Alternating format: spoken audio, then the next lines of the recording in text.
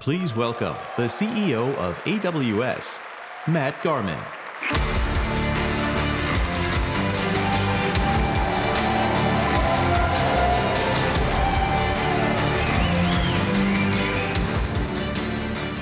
Hello, everyone, and welcome to the 13th annual AWS reInvent.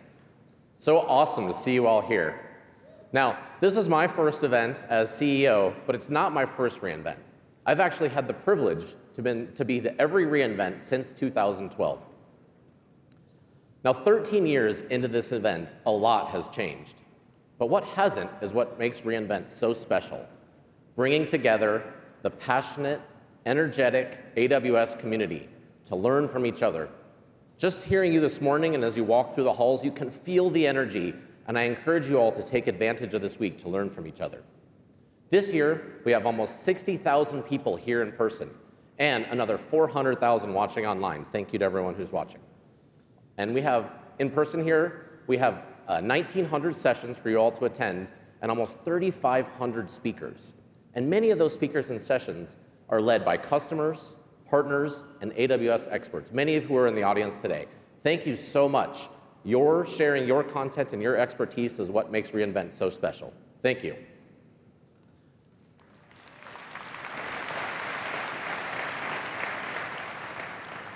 Now, reInvent has something for everybody.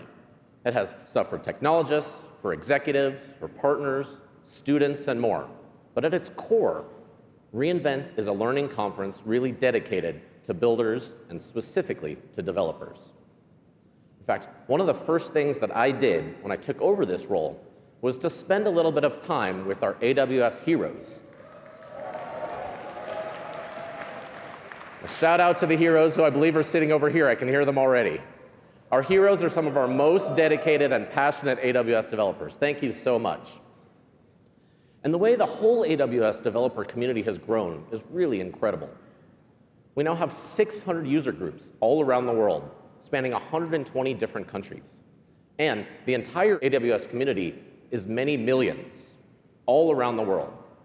And one of the great things about that community is we get feedback from you that goes directly into the products and informs what we build and announce here today. So thank you.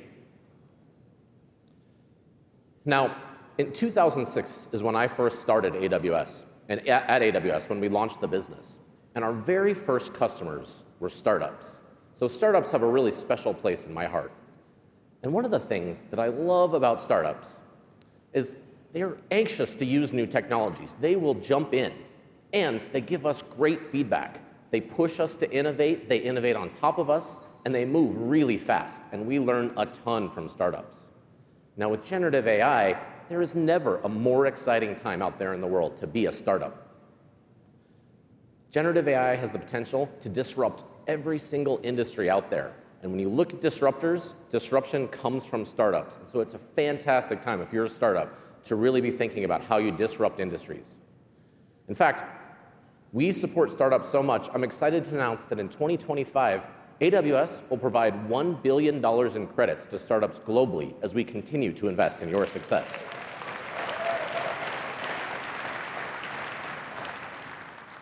Now, while startups were our first customers, it actually didn't take long for enterprises to catch on. And so enterprises quickly realized there's a ton of value in the cloud. And today, the largest enterprises across every single industry in the world, every single vertical, every single size, every single government are running on AWS. Millions of customers running in every imaginable use case. But it wasn't actually always this way. So one story from early on I'd like to share is it was early on in our AWS journey, and we took a trip to New York to visit some of the banks. And they were really interested in what this whole cloud computing thing was. And so we sat down with them, and they were very curious, and we outlined our vision for how cloud computing could change how they do run their IT and run their technology. And they told us, they said, you know what, I think it's very unlikely that any of our production workloads are ever going to run in the cloud. And they sat down, and they were very diligent, and they gave us a whole list of reasons. There's compliance, there's audit, there's regulatory, there's security, there's encryption. All of these things are reasons why they would love to. It's a compelling technology, but probably never going to run in the cloud. So it would have been super easy for us to say, OK, guess that's not worth our time, and go to the next customer. But that's not what we did. And actually, I'd love to thank those financial services customers that we sat down with, because they really helped us understand what it would take to support large, regulated customers inside of the cloud. And as AWS, we really wanted to support every customer, so we spent the better part of the next decade ticking every single thing off of those lists. And I'm proud to say that many of those large financial companies are customers of ours today. And so, you know, when you're innovating, one of the important things to remember is you really want to start with the customer. You want to ask them what's important to them. But then you don't just always just deliver what the customer asks for. You want to invent on their behalf. What we call this at Amazon is starting with the customer and working backwards. Listening to them, understanding what they want, and then work backwards to what's a fantastic product. And that customer focus and working backwards is really part of our AWS DNA. And it's how we approach the business from the very beginning. In fact, the original AWS vision document that we wrote was written in 2003. And at the time, there was a lot of technology companies that were building these bundled solutions that would try to do everything for you. And what they ended up doing is there's these big monolithic solutions that would do everything fine, like it was good enough. And we had this observation that good enough shouldn't be all you strive for. You want the best possible component. It would be great if you could take the little bit of everything that was best and combine them together. And with that idea, AWS was born. And we made this other observation.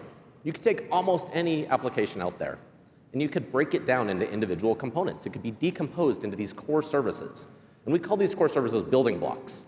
And this idea was that if you had these services that were the best in the world at doing this one specific thing, and they did that job really, really well, and you made it easy to combine a bunch of these services together in new and unique ways, then people could really build interesting things, and you'd have a better model for how to consume technology and how to build companies. Now, this building block concept has been fundamental to how we build AWS services over the last 18 years. And today, we have hundreds of AWS services that you all combined in unique and different, interesting, incredible ways. So one of the things I thought would be pretty fun is throughout the day today is to hear from some startup founders who are taking these building blocks and combining them in cool and interesting ways to redefine how problems get solved in their space. Let's hear from the first one of these founders now.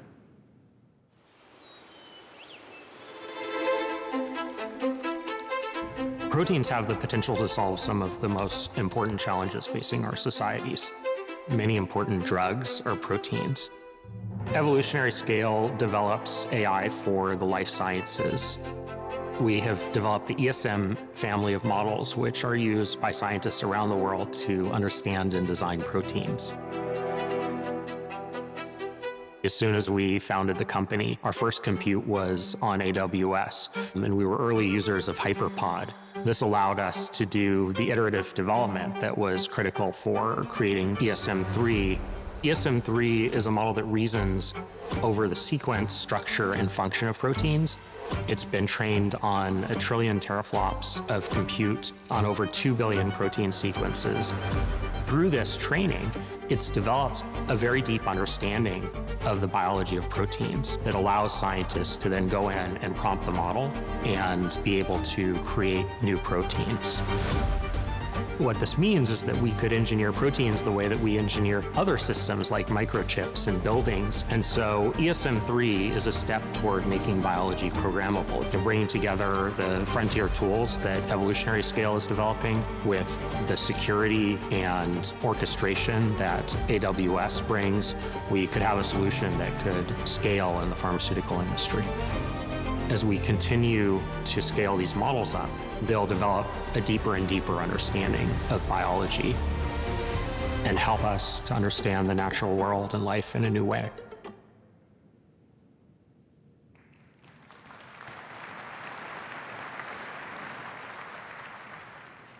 It's actually mind-blowing and really incredible what the team at Evolutionary Scale is building. Really cool. Thank you. And now, there are a lot of reasons why customers choose AWS. But there is one thing that almost everybody really cares a lot about, from startups to enterprises to governments. And what that is security. Now, when we started AWS, we understood from day one that security was going to have to be our top priority. We knew that you all were trusting us with your data. You're building your business on top of us, and that's a responsibility that we took really seriously. And so for us, we knew that security had to be the foundation of what we built that business on. And so for us, part of what we understood is that security is part of your culture, right? It's something that you can't bolt on after the fact, right? It's not something that you can go launch and then add security. You have to do it from the beginning. And so for us, security matters in every single thing that we do. It matters in how we design our data centers.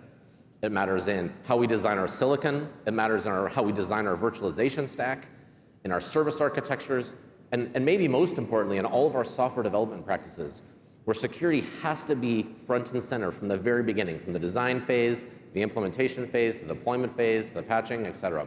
Super important. Everything starts with security, top of mind. And with AWS, security is one of the reasons that so many customers are trusting AWS with their cloud workloads. It's this core foundational layer that all of the rest of our services kind of build on top of. All right, speaking of one of those building blocks, let's jump in and talk about the first one, compute. Now today, AWS offers more compute instances than any other provider by a long shot, and it all started with EC2. Now, some of you might know, I actually used to lead the EC2 team for many years. Now, in my current role, technically I'm probably not allowed to say I have favorites, but I really love EC2. The good news is lots of customers love it too. And why? Because EC2 has more options, more instances, and more capabilities. And it helps you find the exact right performance for the app or for your workload that you need. In fact, at this point, we've grown to where EC2 has 850 different instance types across 126 different families. What that means is you can always find the exact right instance type for the workload that you need. So if you're running, say, a big database or an analytics workload, we have the largest storage instances that you can run anywhere in the cloud. Let's say you have an app that has in-memory requirements. We have the instances with the largest footprint anywhere for those latent sensitivity needs that you have. Now let's say you're running an HPC cluster or a large AI and ML cluster, and you need really fast networking to connect all of those nodes together. AWS has by far the fastest and most scalable network to keep all of your HPC instances or ML instances together. And we work hard to ensure that you always have the latest technology. So you always have instances with the latest advancements from Intel or AMD or NVIDIA. And AWS was the first and continues to be the only cloud that offers Mac-based instances. So one question that I get from a lot of customers is, how do you possibly sustain that level of innovation? What allows you to deliver so much? One of the answers to that is Nitro. Nitro is our AWS virtualization system. Effectively, what we did is we designed a custom chip that offloads all of the virtualization for networking, for storage, and from compute off into this separate Nitro card system you see up here. What that allows us to do is it allows us to deliver bare metal performance. It allows us to deliver unparalleled security and isolation for customers that's unmatched anywhere in the cloud. But an interesting other benefit of Nitro is it gives us a ton of flexibility. See, when we move all of the virtualization off into this Nitro system separately, it allows us to innovate independently. So we don't have to redo the virtualization stack every time we have a new instance type. We can simply develop a great new server and develop the virtualization stack independently and put them together. That allows us to move much faster, and it's interesting, Nitro has been one of the keys that has really unlocked the speed of innovation in compute in AWS. The other interesting thing about Nitro is it really taught us about developing custom silicon. And with the success of Nitro, we saw, we can be successful at building silicon. And so we looked at where else maybe we could apply this skill. Now in 2018, we saw a trend in compute. We were looking out there, and we saw that ARM cores were getting faster. Most of them were in mobile, but they were getting more powerful. And we had this idea that there's this opportunity that maybe we could go combine that technology curve with our knowledge of what's most important to customers running inside of AWS and develop a custom general purpose processor. Now at the time, this was a very controversial idea, right? Because that seems crazy that we would go develop our own silicon. But we were pretty convicted that we could deliver really differentiated value to customers, and so we dove in and we launched Graviton. Fast forward to today, Graviton is widely used by almost every AWS customer out there. Graviton delivers 40% better price performance than x86. It uses 60% less energy. That is fantastic. So you can both reduce your carbon footprint and get better price performance. And Graviton is growing like crazy. Let's put this into context. In 2019, all of AWS was a $35 billion business. Today, there's as much Graviton running in the AWS fleet as all compute in 2019. It's pretty impressive growth. A few months ago, we launched Graviton 4. Graviton 4 is the most powerful Graviton chip yet. And now, with this more powerful chip, Graviton can address a much broader set of workloads, including things like scale-up workloads like databases or other things that need really large instances. Graviton 4 delivers 30% more power, compute power per core, but it also has 3 times the number of vCPUs as Graviton 3, as well as 3x the memory, so you can get much larger instance sizes. And it's not just more instance sizes and bigger instance sizes. Graviton is really having a material impact on customers' businesses. Let's take a look at somebody like Pinterest. Now, Pinterest was running thousands of x86 instances to run their business, and they made the decision to move to Graviton. When they moved, not only did they see that they had lower pricing for Graviton, they actually got absolutely better performance from every instance, so they're actually able to reduce their footprint. This means that because of Graviton, they reduced their compute costs by 47%. There's not a lot of things out there that you can do that can reduce the cost of your entire compute footprint by 47%. It's pretty incredible. And because Pinterest cares a ton about how energy efficient they are, they cut their carbon emissions by 62%. And they're not alone. 90% of the top 1,000 EC2 customers have all started using Graviton. It's awesome to see so many customers benefiting from this innovation.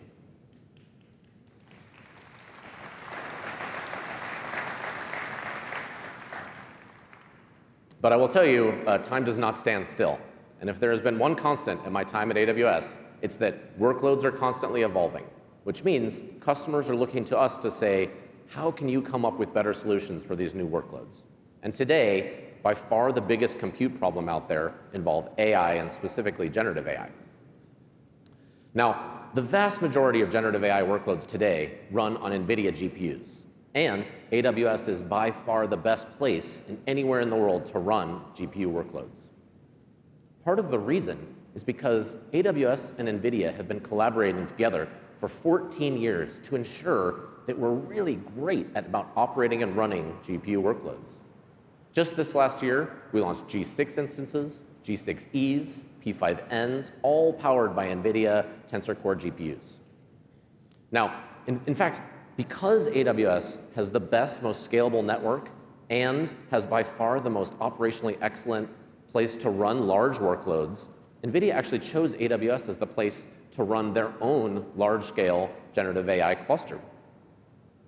And I'll tell you today that we're doubling down on that partnership. So today, I'm happy to announce the P6 family of instances.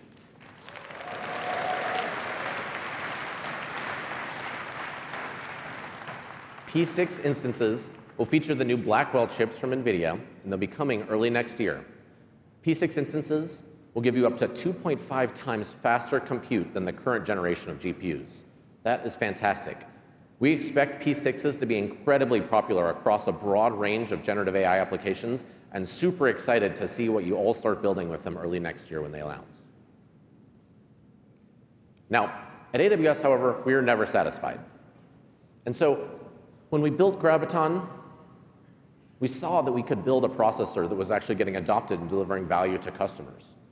And so we looked and we thought, what else could we do? And as we saw out there in the compute world, we saw another trend emerging, which we just talked about, which is actually, even in 2018, we saw that accelerator instances and ML, deep learning at the time, was going to be a big trend. We maybe didn't know how big, but we knew that this was going to be a big deal. And we said, maybe we could go in and think about building AI chips as well, because we thought that this was going to be a big area in this space. And so, but we looked at it, and those chips were going to be much more complicated. We knew that that was going to be harder. But we also knew that that was an area that we thought we could bring differentiated value, much like we did with Graviton. And so we decided to jump in and do it. The first chip we launched was in 2019, was Inferentia, which is a really good first step and allowed us to really lower the cost for small inference workloads. In particular, Alexa was one of our first big inferential workloads, and they were able to save a ton of money moving to Inferentia. Then, in 2022, we launched our very first training chip called Trainium 1. Now, Trainium had some really great early adopters, enterprises like Unibanco, IBM, Ricoh, and startups like Ninja Tech and RCAI. But we knew that the first training chip wasn't going to be perfect. We also knew it wasn't going to be a fit for every workload. We knew if a workload could work on Trainium 1, we thought the customers could probably save about 50% of their workloads, and many of those early adopters did. But we also knew that it was early, the software was early, and it wasn't going to be perfect for every workload. But we saw enough traction, we saw enough interest from customers, and enough savings that it gave us confidence that we were on the right path. So last year at re:Invent this time, we announced that we were building Trainium 2. And today, I'm excited to announce the GA of Trainium 2 powered TRN2 instances.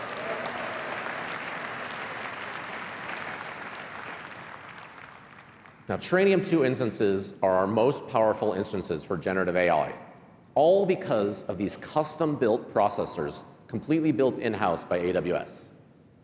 Now, Trainium 2 delivers 30 to 40% better price performance than current GPU-powered instances. 30 to 40% better.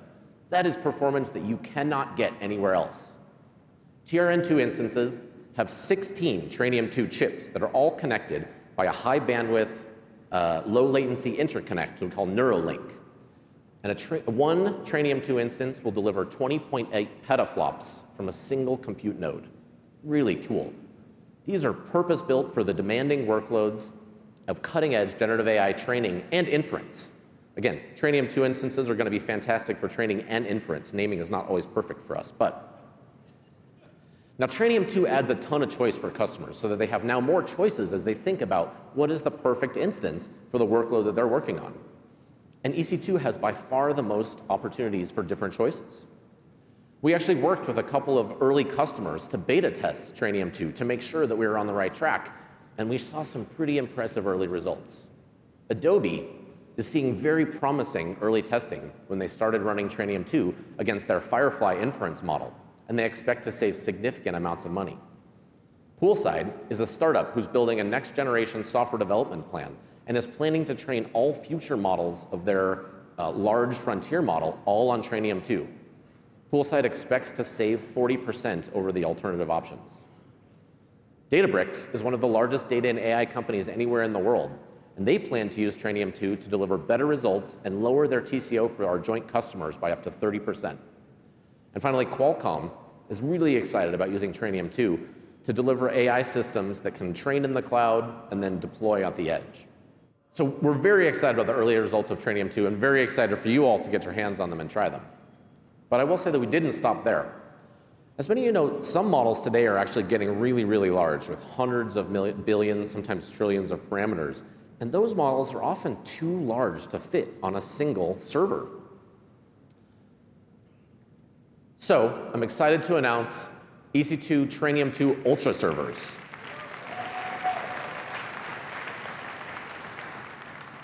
Effectively, an Ultra server connects 4 Trainium 2 instances, so 64 Trainium 2 chips, all interconnected by that high-speed, low-latency Neuralink connectivity.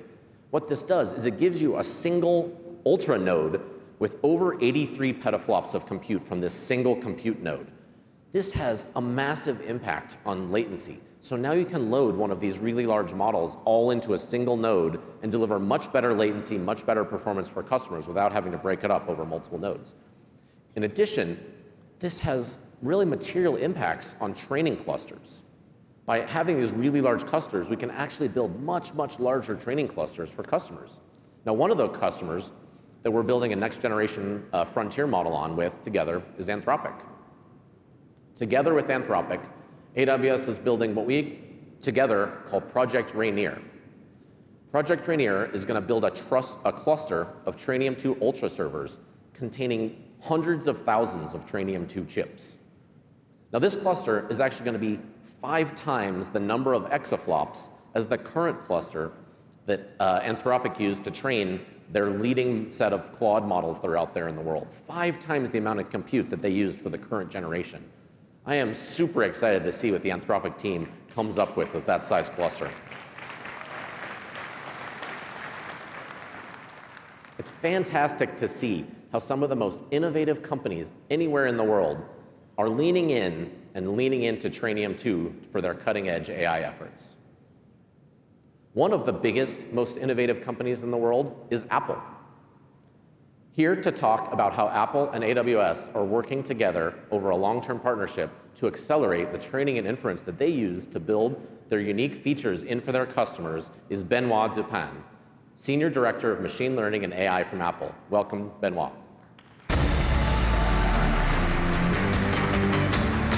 Thank you, Matt. Good morning, everyone. I'm happy to be back today as a customer. I spent many great years at Amazon, where I got to lead product search. 10 years ago, I joined Apple, and I now oversee our machine learning, AI, and search infrastructure for the company. This includes our platform for model training, foundation model inference, and other services used across series, search, and more. At Apple, we focus on delivering experiences that enrich our users' lives. What makes this possible is hardware, software, and services that come together to create unique experiences for our users. Many of these experiences come as part of the device we make, and some run in the cloud, like iCloud, Music, Apple TV, News, App Store, Siri, and many more. One of the unique elements about Apple business is the scale at which we operate and the speed with which we innovate. AWS has been able to keep the pace, and we have been customers for more than a decade. They consistently support our dynamic needs at scale and globally. As we have grown our effort around machine learning and AI, our use of AWS has grown right alongside. We appreciate working with AWS. We have a strong relationship. And the infrastructure is both reliable, performant, and able to serve our customers worldwide. And there are so many services we rely on we could not even fit them all on this tiny screen. As an example, when we needed to scale inference globally for search, we did so by leveraging AWS services in more than 10 regions. More recently, we have started to use AWS solutions with Graviton and Inferentia. For ML services, like approximate nearest neighbor search and our key value streaming store, we have realized over 40% efficiency gains by migrating our AWS instances from x86 to Graviton. And we have been able to execute some of our search text features twice as efficiently after moving from G4 instances to Inferentia 2. This year has marked one of our most ambitious years for machine learning and AI to date, as we have built and launched Apple Intelligence. Apple Intelligence is personal intelligence. It's an incredible set of features integrated across iPhone, iPad, and Mac that understand you and help you work, communicate, and express yourself. Apple Intelligence is powered by our own large language models, diffusion models, and adapters that run both on device and servers.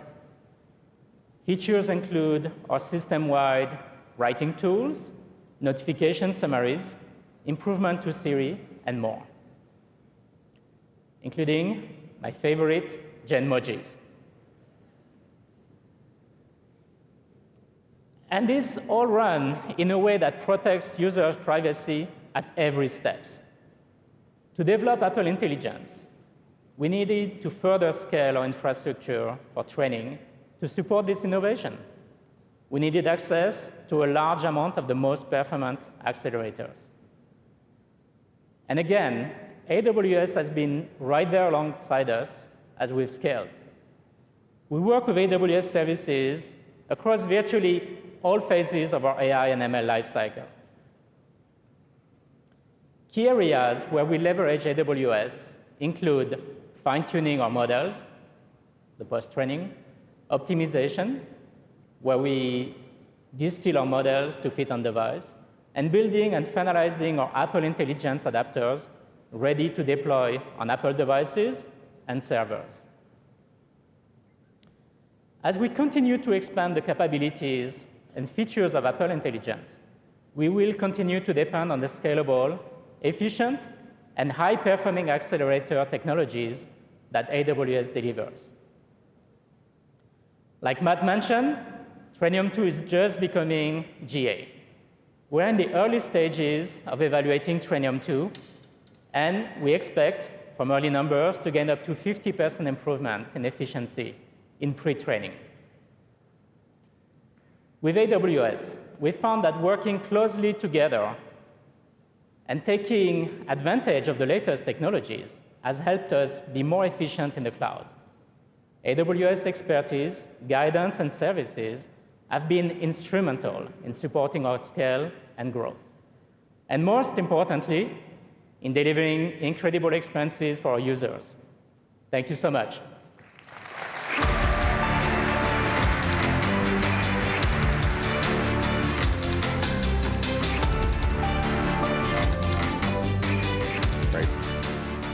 Thanks a lot, Benoit. We really appreciate the long-time partnership together, and we're excited about all of those super useful features that you're delivering that we can all take advantage of. Can't wait to see what you come up with in using Trainium 2. All right, now while we're really excited, as you can tell by announcing the GA of Trainium 2 today, it turns out that the generative AI space is moving at lightning speed, and so we're not slowing down either.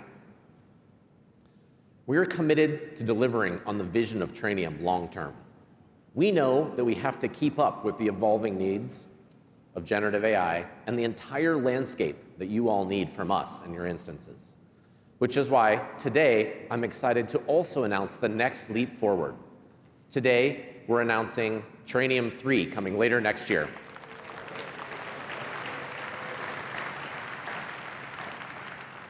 Trainium 3 will be our first chip that AWS makes on the 3 nanometer process, and it'll give you 2x more compute than you get from Trainium 2. It'll also be 40% more efficient, which is great as well.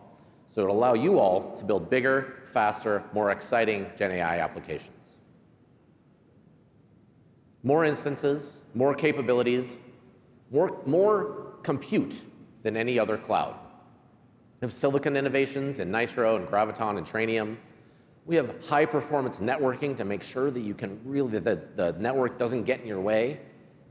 And this is all why, on average, every single day, 130 million new EC2 instances are launched every day. Pretty incredible. Now, every day, we continue to reinvent what compute means in the cloud. But of course, your applications don't stop with compute. So let's move on to our next building block, and that's storage. Now, if every application needs compute because it provides all that processing power, of course, every application also needs storage because that's where your data lives.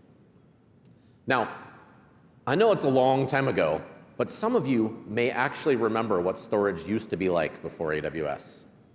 You would have a room, and you just have all of these boxes, storage boxes. And you'd fill up a box, then you'd have to have another one, and then you'd have to have another one. Then you'd have to go back to the first one because you have to replace some disks. And it was really hard to manage. And in today's world, it would actually be almost impossible to keep up with the scale that you all have of your data. Back in 2006, we envisioned a better way. We could just provide simple, durable, highly scalable, secure storage that virtually could scale with any application. And so we launched S3. It's our very first service that we launched in 2006, and it fundamentally changed how people manage data. Built from the ground up to handle explosive growth over the last 18 years, S3 now stores over 400 trillion objects. That is just incredible. It's really hard to get your head around what that is. Here's one interesting thing. 10 years ago, we had fewer than 100 customers that stored a petabyte. A petabyte's a lot of storage. We had fewer than 100 customers that stored a petabyte of storage inside of S3. Today, we have thousands of customers all storing more than a petabyte, and several customers that are storing more than an exabyte. And this scaling is something that customers today just take for granted. It's not just scaling, though. Data today is just exploding. And the scaling part, you largely assume S3 takes care of it for you. The next thing, however, many of you do have to worry about is cost. But it turns out we make that easier for you, too.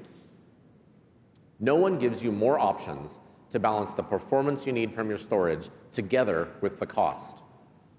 We have a ton of SKUs to help you with this. Things like S3 Standard, which is highly durable, and it's good for the majority of workloads that you regularly access. But when you have objects that you don't access that frequently, we have S3 Infrequent Access that allows you to lower your costs. We have things like S3 Glacier, which can further reduce costs by up to 95% for objects like backup and archive that you don't need to access very much at all. Now, customers have told us that they love having all of these different SKUs and all of these different stops that help them balance cost and performance. But it's also a lot of work. It can make it complex to figure out if you should use this SKU or this SKU. And so we decided to make that easier. A couple years ago, we launched S3 Intelligent Tiering. What S3 Intelligent Tiering does is it analyzes the access patterns for your storage, and it automatically moves your data to the right tier. Since we launched S3 Intelligent Tiering, without having to do anything, customers have saved over $4 billion with zero additional work on your part. It's pretty awesome. And what's really powerful, right, is when you can, and it's an interesting observation, it's super powerful, when you can completely eliminate all of that complexity and just focus on growing your business. And so then when they're managing gigabytes of data or petabytes of data or even exabytes of data, S3 can handle it for you.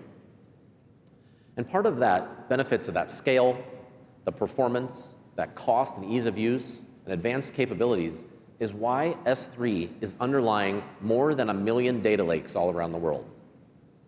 Now, data lakes support large analytics workloads, things like financial modeling, things like real-time advertising, and AI workloads.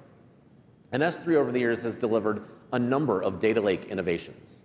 They've given transactions per second increases, so you can support faster analytics. They added support for strong consistency. They added lower latency SKUs so that you could get quicker access in the cloud.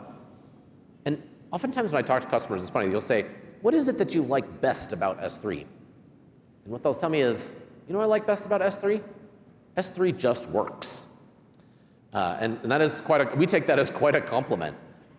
But, as you know, AWS is never satisfied. And so the S3 team sat back and said, how can we make S3 work better?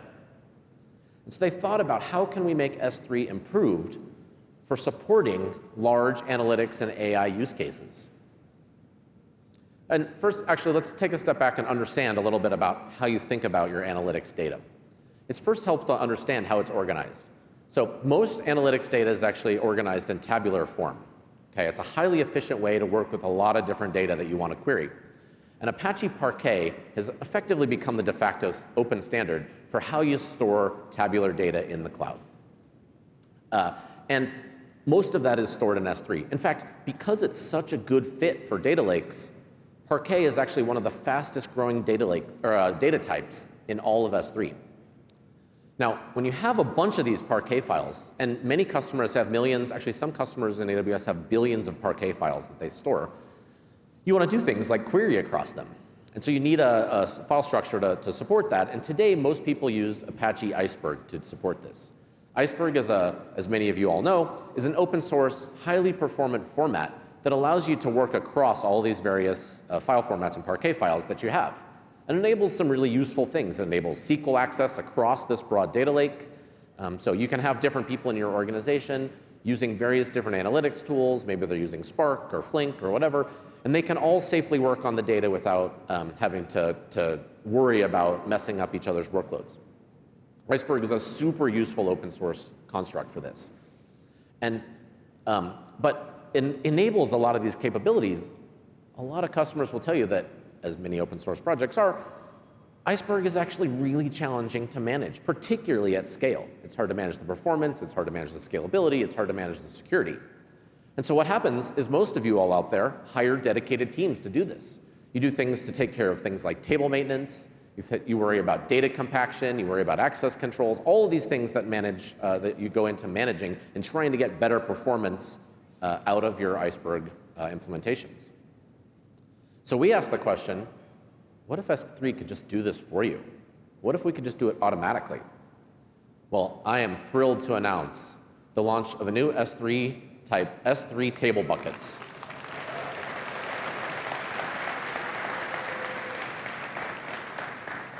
S3 table buckets, this is S3 tables. It's a new bucket type specifically for Iceberg tables. And what this does is we basically improve the performance and scalability of all of your Iceberg tables. If you store all your Parquet files into one of these S3 table buckets, you get 3x better query performance.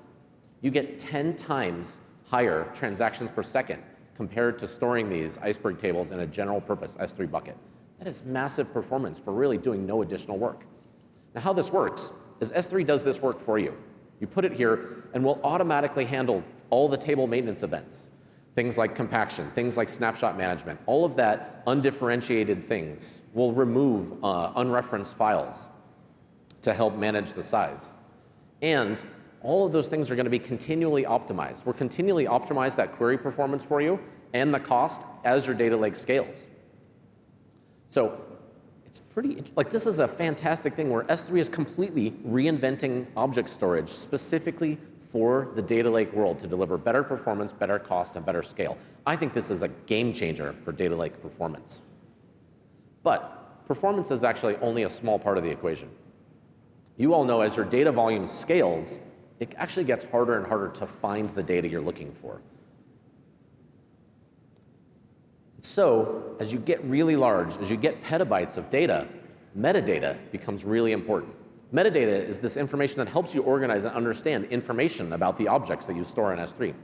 So you can really find what you're looking for, whether you have petabytes or exabytes of data, that metadata helps. But you have to have a way to look at it. I'll just use an example of why metadata is useful. On my phone, I don't know about you all, I have tons of photos. And so I actually went and said I wanted to find an old photo of me from an old reInvent. So it wasn't that hard. I actually searched for Las Vegas, I searched for 2001, and I quickly found this. Now this is a picture of me and Don McCaskill, who's sitting right here in the front row, CEO of SmugMug. And Don was actually our very first S3 customer back in 2006. Thank you, Don. Now, how did I quickly find this photo? I don't know, my phone just automatically added metadata, right? It added the location, it added the date to the photo when it was stored, and so it was easy for me to search it. You need a way to find this data easily. But when you're doing an S3 today, it's actually really hard. You have to build a metadata system, right? You have to build, first of all a list of all of your objects that are in storage, and then you create and manage this event processing pipeline, because you're gonna have to figure out how you add metadata and associate it with all of your S3 objects, right? And so you basically build these event processing pipelines that do this. You store the metadata in some sort of database that you can query, and then you develop code to keep these things in sync. So as objects change or added or deleted, you keep the metadata up in sync of that. Now, at scale, you can imagine, first of all, this is undifferentiated heavy lifting, and it's pretty impossible to manage at scale. Now, there's a better way. I'm excited to announce S3 metadata. S3 metadata is the fastest and easiest way for you to instantly discover information about your S3 data. So this just makes sense. What we do is when you have an object, we take the metadata that's associated with your file, and we make this easily queryable metadata that updates in near real time. How does it work? We take all of your object metadata and store it in one of these new table buckets that we talked about. So we automatically store all of your object metadata in an Iceberg table, and then you can use your favorite analytics tool to easily interact and query that data. So you can quickly learn more about your objects and find the object you're looking for. And as objects change, S3 automatically actually updates the metadata for you in minutes, so it's always up to date. We think customers are just going to love this capability, and it's really a step change in how you can use your S3 data. We think that this materially changes how you can use your data for analytics, as well as really large AI modeling use cases. Super excited about these new S3 features. Now, from day one, we've been pushing the boundaries of what's possible with cloud storage. We've helped many of you grow to just unprecedented scale. We've helped you to optimize our cost, and we've helped you to get unmatched performance. And now, we make it incredibly easy for you to find the data that you're looking for. But I will tell you, we're never done. Our promise to you is that we'll keep automating work, we'll keep simplifying all these complex processes that you have, and we'll keep reinventing storage, so you all can focus on innovating for your customers. Now let's hear from another startup customer to see how they're reinventing their own industry. In 1995, the way you existed digitally was to have a website. In 2015, it was to have a mobile app you could install on your phone. In 2025, the way you're going to exist digitally is to have an AI agent. We moved from an era of rule-based software to an era of software built on goals and guardrails. We're in the age of conversational AI, and the way you're going to exist digitally is to have a conversation with your customer any time of day, 24/7. And that's what we built with Sierra on Amazon Web Services. Old software was based on rules. If you think about a typical workflow automation, it looked like a decision tree. You had to enumerate every possibility that your customers could do. With AI, it's different. And with Agent OS, you can model your company's goals and guardrails to build any customer experience that you can imagine. What does it mean if 90% of your customer experience is conversational?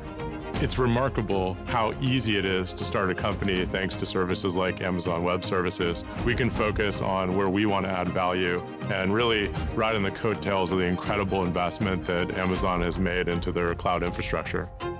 I think the companies that have run successful experiments today will be the ones that 5 years from now have business transformation driven by AI.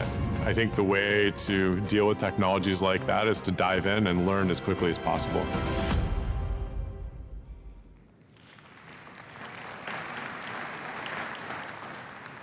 Very cool. Thanks, Brett. I think customers are really going to love that. All right, I want to shift our focus to another important building block, databases. Now, early on in AWS, we saw an opportunity to really improve how databases operated. It turns out databases were super complicated, and there was a ton of overhead in managing them. And customers spent a lot of time doing things like patching and managing, and we knew that there was a lot that we could take on for them. So we set off to remove this heavy lifting. Right? We launched RDS, the first fully managed relational database service. And when you talk to customers today, they'll tell you they are never going back to an unmanaged database service. They love managed databases. Now, when we first launched RDS, the vast majority of applications out there in the world were running on relational databases. But it turns out the nature of applications was evolving a bit. And with the internet, applications started to have more users, right? They were increasingly distributed all around the world, and customers have started to have very different expectations around performance and latency. We ourselves experienced this at Amazon.com in our retail site.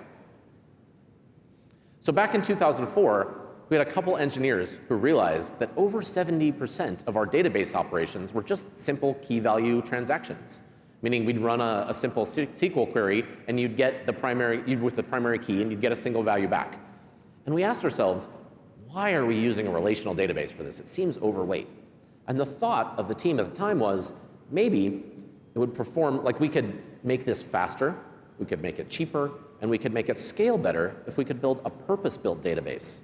So those engineers, two of you whom you see up here, our very own Swami and Werner, who are beginning keynotes later this week, wrote what is now called the Dynamo paper, about a technology that really spawned the NoSQL movement.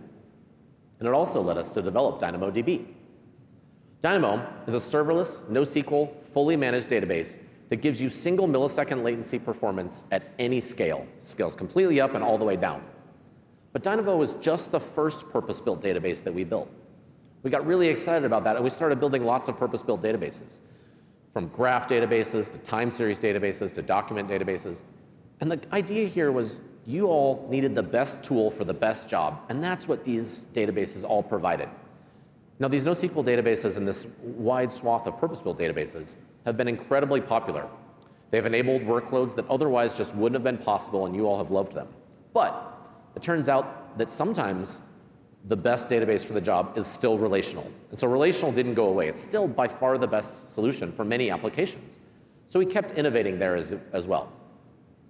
You asked us to build you a relational database with the reliability of commercial databases out there, but with friendlier licensing terms and the portability of open source. And so we're actually celebrating the 10-year anniversary of launching Aurora at reInvent, celebrating 10 years.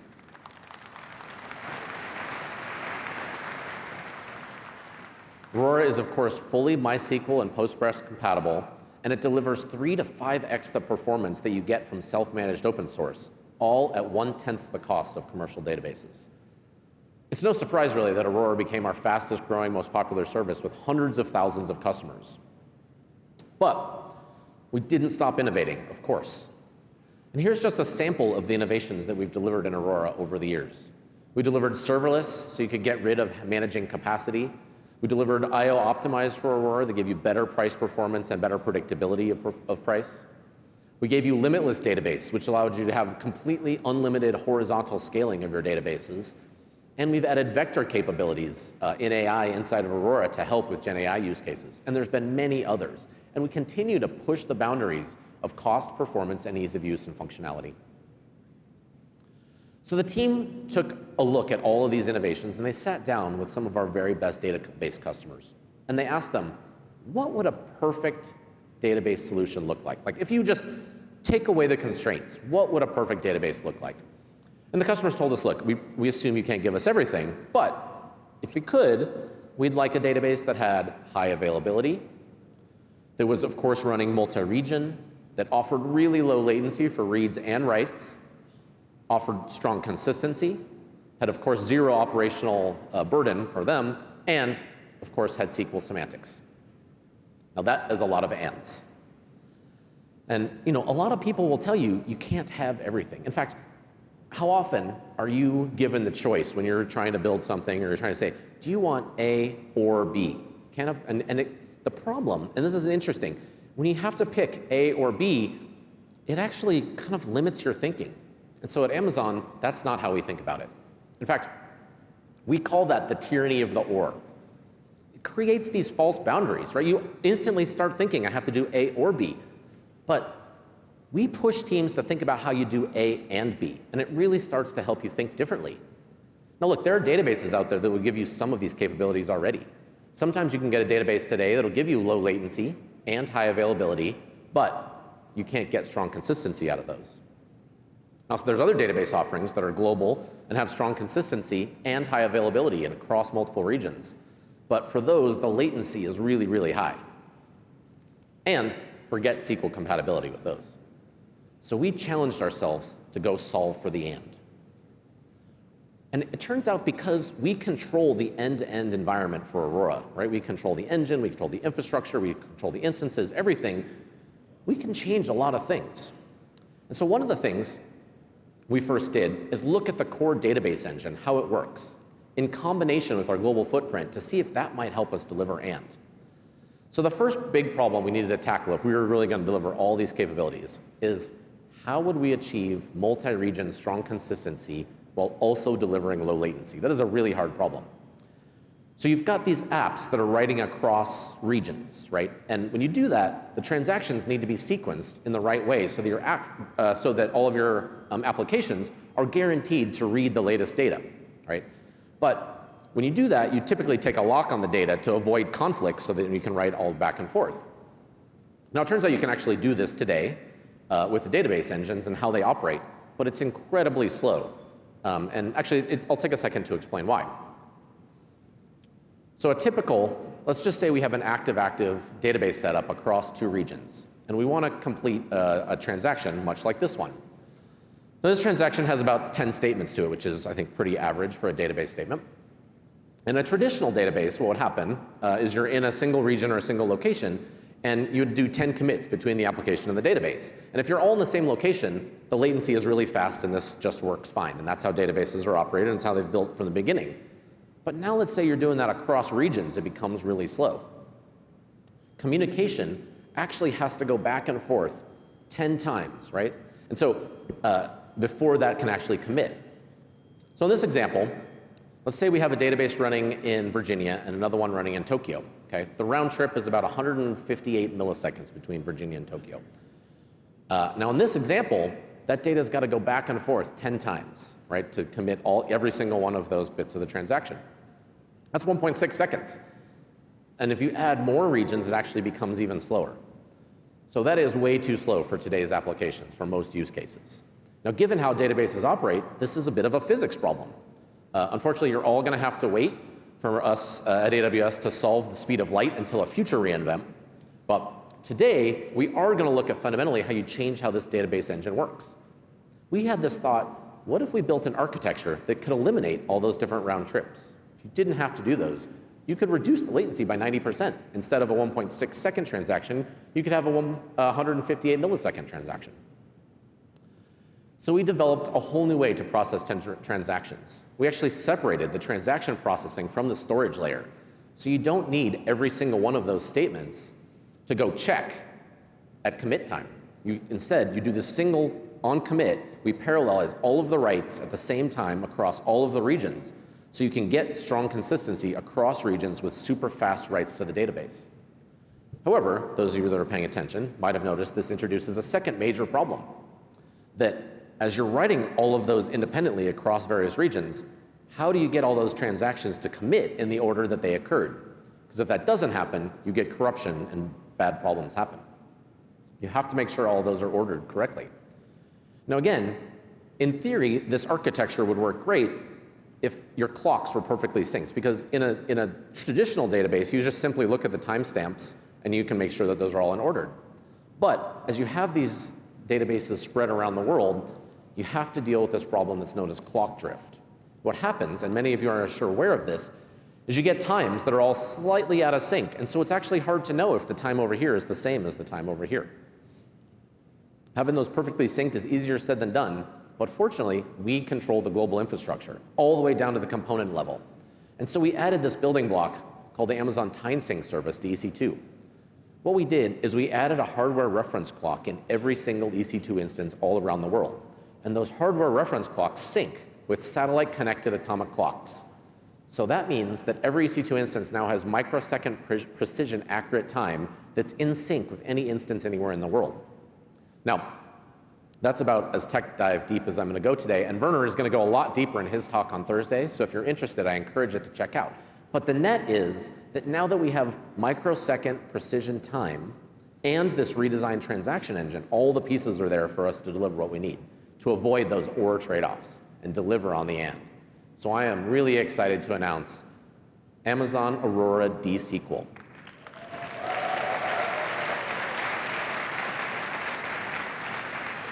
This is the next era of Aurora. Aurora DSQL is the fastest distributed SQL database anywhere and delivers the next generation of and. Aurora DSQL delivers virtually unlimited scale all across regions with zero infrastructure management for you and a fully serverless design that scales down to 0. Aurora DSQL delivers 5 nines of availability. It's strongly consistent. You get low latency reads and writes, and Aurora DSQL is Postgres compatible, so it's really easy to start using today. So we wanted to see how this new offering would compare against Google Spanner, which is probably the closest offering out there today. So we did a multi-region setup, and we benchmarked, committing that same just that same 10-statement transaction that we saw earlier. And it turns out that Aurora delivers 4x faster reads and writes than Spanner. Pretty awesome, and we're really excited to see how you're going to leverage this in your applications.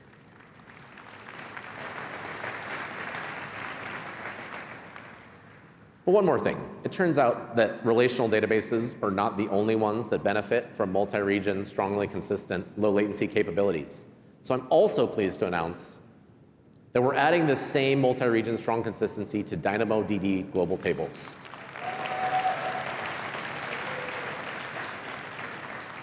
So now, whether you're running SQL or NoSQL, you get the best of all worlds. Active-active, multi-region databases with strong consistency, low latency, and high availability. This type of core innovation in these fundamental building blocks is why some of the biggest enterprises in the world trust AWS with their workloads. One of those companies is JPMorgan Chase. In 2020, we had JPMC CIO Lori Beer on stage to talk about how they were starting their cloud migration to AWS. Now, over the past 4 years, the team at JPMC have been doing a ton of work to modernize their infrastructure, and I'm really excited to welcome back Lori to share where they are in their journey. Please welcome Lori Beer.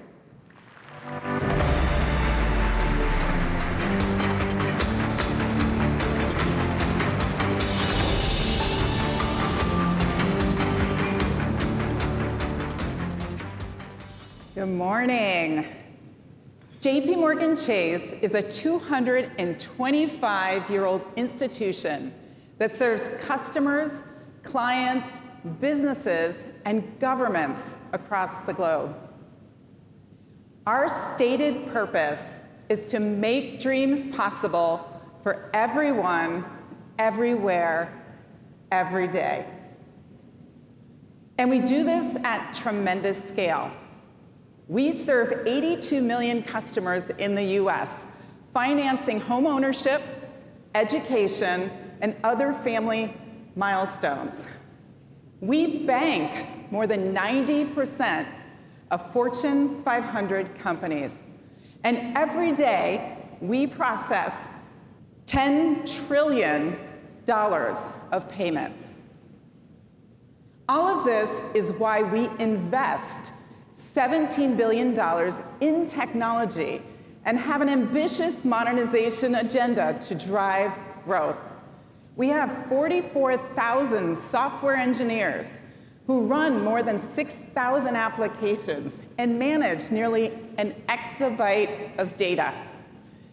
From markets, customers, products, risk and compliance, and more. Some of you may remember I spoke at re:Invent 4 years ago, and it's great to be back to update you on our progress. And while the industry has evolved dramatically over the past 4 years, the core principles of our cloud program have not. We are still focused on establishing a strong security foundation that is resilient and represents our robust regulatory framework, prioritizing modernization across both the business and technology, enabling innovative services like AI and serverless to drive new product development and accelerate our go-to-market, being thoughtful and prioritizing migration for the most impactful use cases. These principles have enabled us to support and drive business growth. Today, we process more than 50% of e-commerce transactions in the United States. Think about the volume from this past weekend, which kicked off the busiest shopping season of the year. When our business is that critical to the world economy, resiliency is core in everything we do. This is why we have been reinventing the way we build global banking and payments infrastructure, and why we've pushed the element of the art of the possible in the cloud. We've been on our cloud journey with AWS for several years. Our first apps leveraged key services like EC2, S3, EKS. Now, fast forward a few years, in 2020, we reached our milestone of 100 applications on the cloud.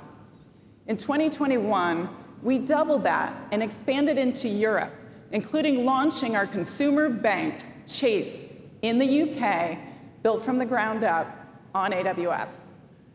In 2022, we started using AWS Graviton chips and saw increased performance benefits. And in 2023, we started leveraging GPUs, and by then had nearly 1,000 applications running on AWS, including core services like deposits and payments. Today, we're actively unlocking GenAI use cases and working with AWS on their Bedrock roadmap. The way we have architected on the cloud has allowed us to modernize our business platforms and build brand new ones, enabling us to continuously innovate. 3 examples of modernization can be seen in our markets and payments businesses, as well as Chase.com. For our flagship platforms in markets and payments, massive amounts of elastic compute and modern cloud services have helped us analyze risk and market volatility. It also enables us to be one of the largest payment processors in the world. 2 years ago, we successfully migrated Chase.com, our flagship consumer app that also powers our mobile experience. We migrated it to AWS, reducing costs and uplifting our resiliency. How did we do it? We use active-active-active configuration across multiple AWS regions. The strong resiliency posture allows 2 out of 3 regions to fail without customer impact. But geo-optimized routing also improved our overall customer experience. Our strong partnership with AWS ensures that the infrastructure stack is frequently and automatically refreshed to improve our risk and resiliency posture and meet our security controls. We also launched a new business which leverages AWS.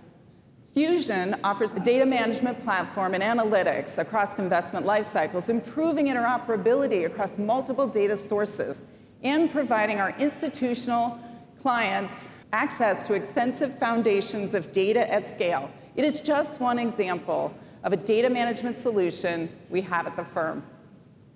I mentioned earlier we have nearly an exabyte of data, which makes it one of our most critical assets, especially as we increasingly embed AI in the way we modernize and build our technology.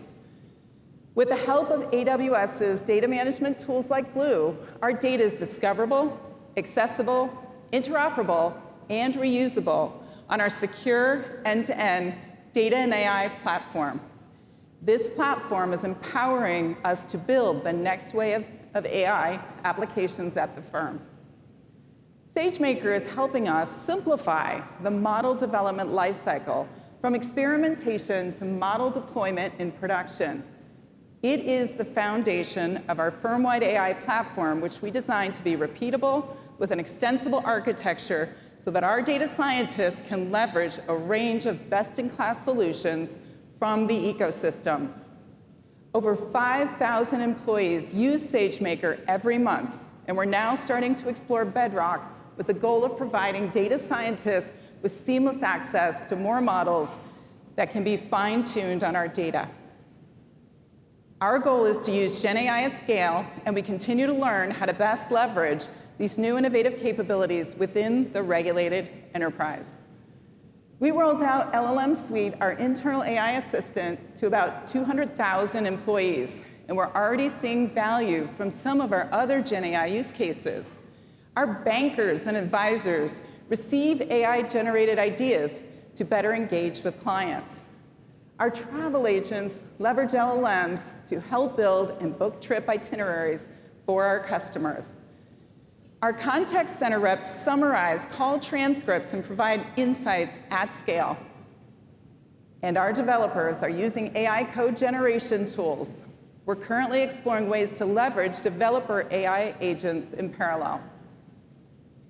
There's never been a more exciting time to be leading an enterprise through a transformation, giving all the technology that providers like AWS are bringing to market. I'm excited for the next wave of technology evolution, and I'm proud that JPMorgan Chase is well positioned to deliver the future of financial services. Thank you.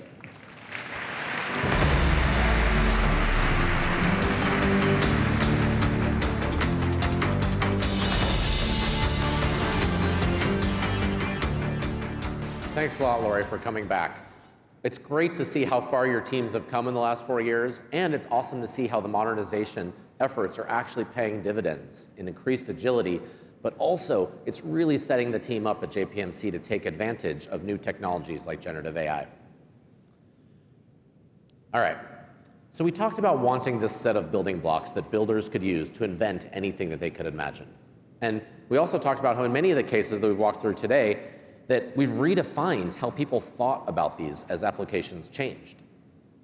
Now, people's expectations are actually changing for applications again with generative AI. And increasingly, my view is generative AI inference is going to be a core building block for every single application. In fact, I think generative AI actually has the potential to transform every single industry, every single company out there, every single workflow out there, every single user experience out there. And look at what's already happening. If you look at in the FinServ world, they're already using generative AI to detect market manipulation. You see drug companies like Evolutionary Scale that talked earlier, who are using this to discover new drugs faster than you ever could before. Personally, I love watching football on Thursday Night Football, and I can see before a play happens on next-gen stats predictions when a blitzer is maybe going to rush the quarterback. It's pretty fun to watch that and see how you can change those user experience. And we're just at the beginning. Now today, when you hear a lot of customers talk about it, they'll talk about applications and generative AI applications. But increasingly, I think inference is going to be part of every single application. There's not going to be this divide. Every application is going to use inference in some way to enhance or build or really change an application. And if you're going to really do that, it means you need a platform that can deliver inference at scale.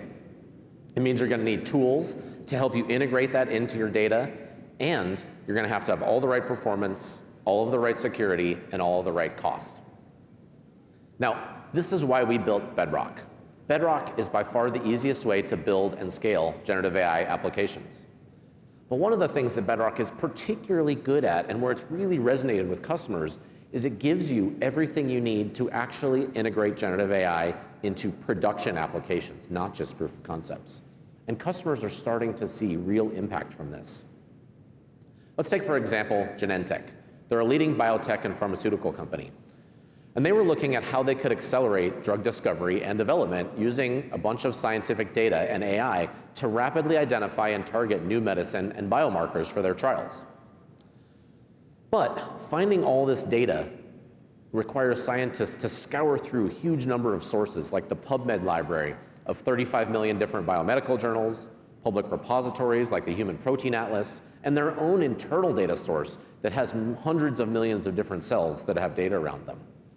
With Amazon Bedrock, Genentech designed a Gen AI system where scientists can actually ask the data detailed questions. They can ask the data what cell surface receptors are enriched in specific cells in inflammatory bowel disease, a question I'm sure many of you are very interested in asking frequently. But for them, it's really critical because this system can identify the appropriate papers and data from this huge library, and it synthesizes all the insights and data sources. It summarizes where it gets the information and cites the sources, which is incredibly important for scientific reasons. and traceability, and they have that data that they can go and do their work.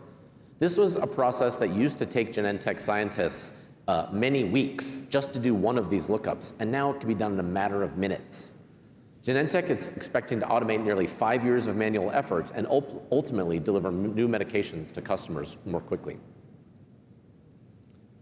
Now, tens of thousands of customers every day are using Bedrock for production applications. That is nearly 5x the growth in the last year alone.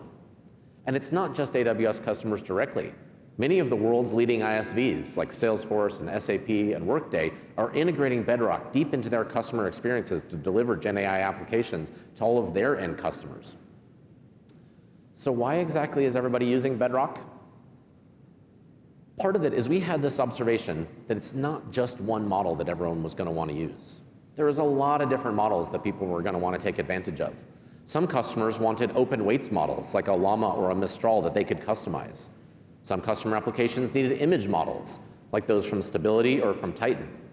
And many customers are really enjoying using the latest Anthropic models, which many consider to be the best performing models in the market today for general intelligence and reasoning. But this is a space where innovation is happening really fast. Right? There's almost new releases almost every single week. New capabilities, new models, new updates, and new costs. But actually, with all that innovation and all those models, it's still actually surprisingly hard to find a perfect model for your use case. A lot of times, what you want is you want the right mix of expertise for what you're trying to accomplish with the right mix of latency and the right cost.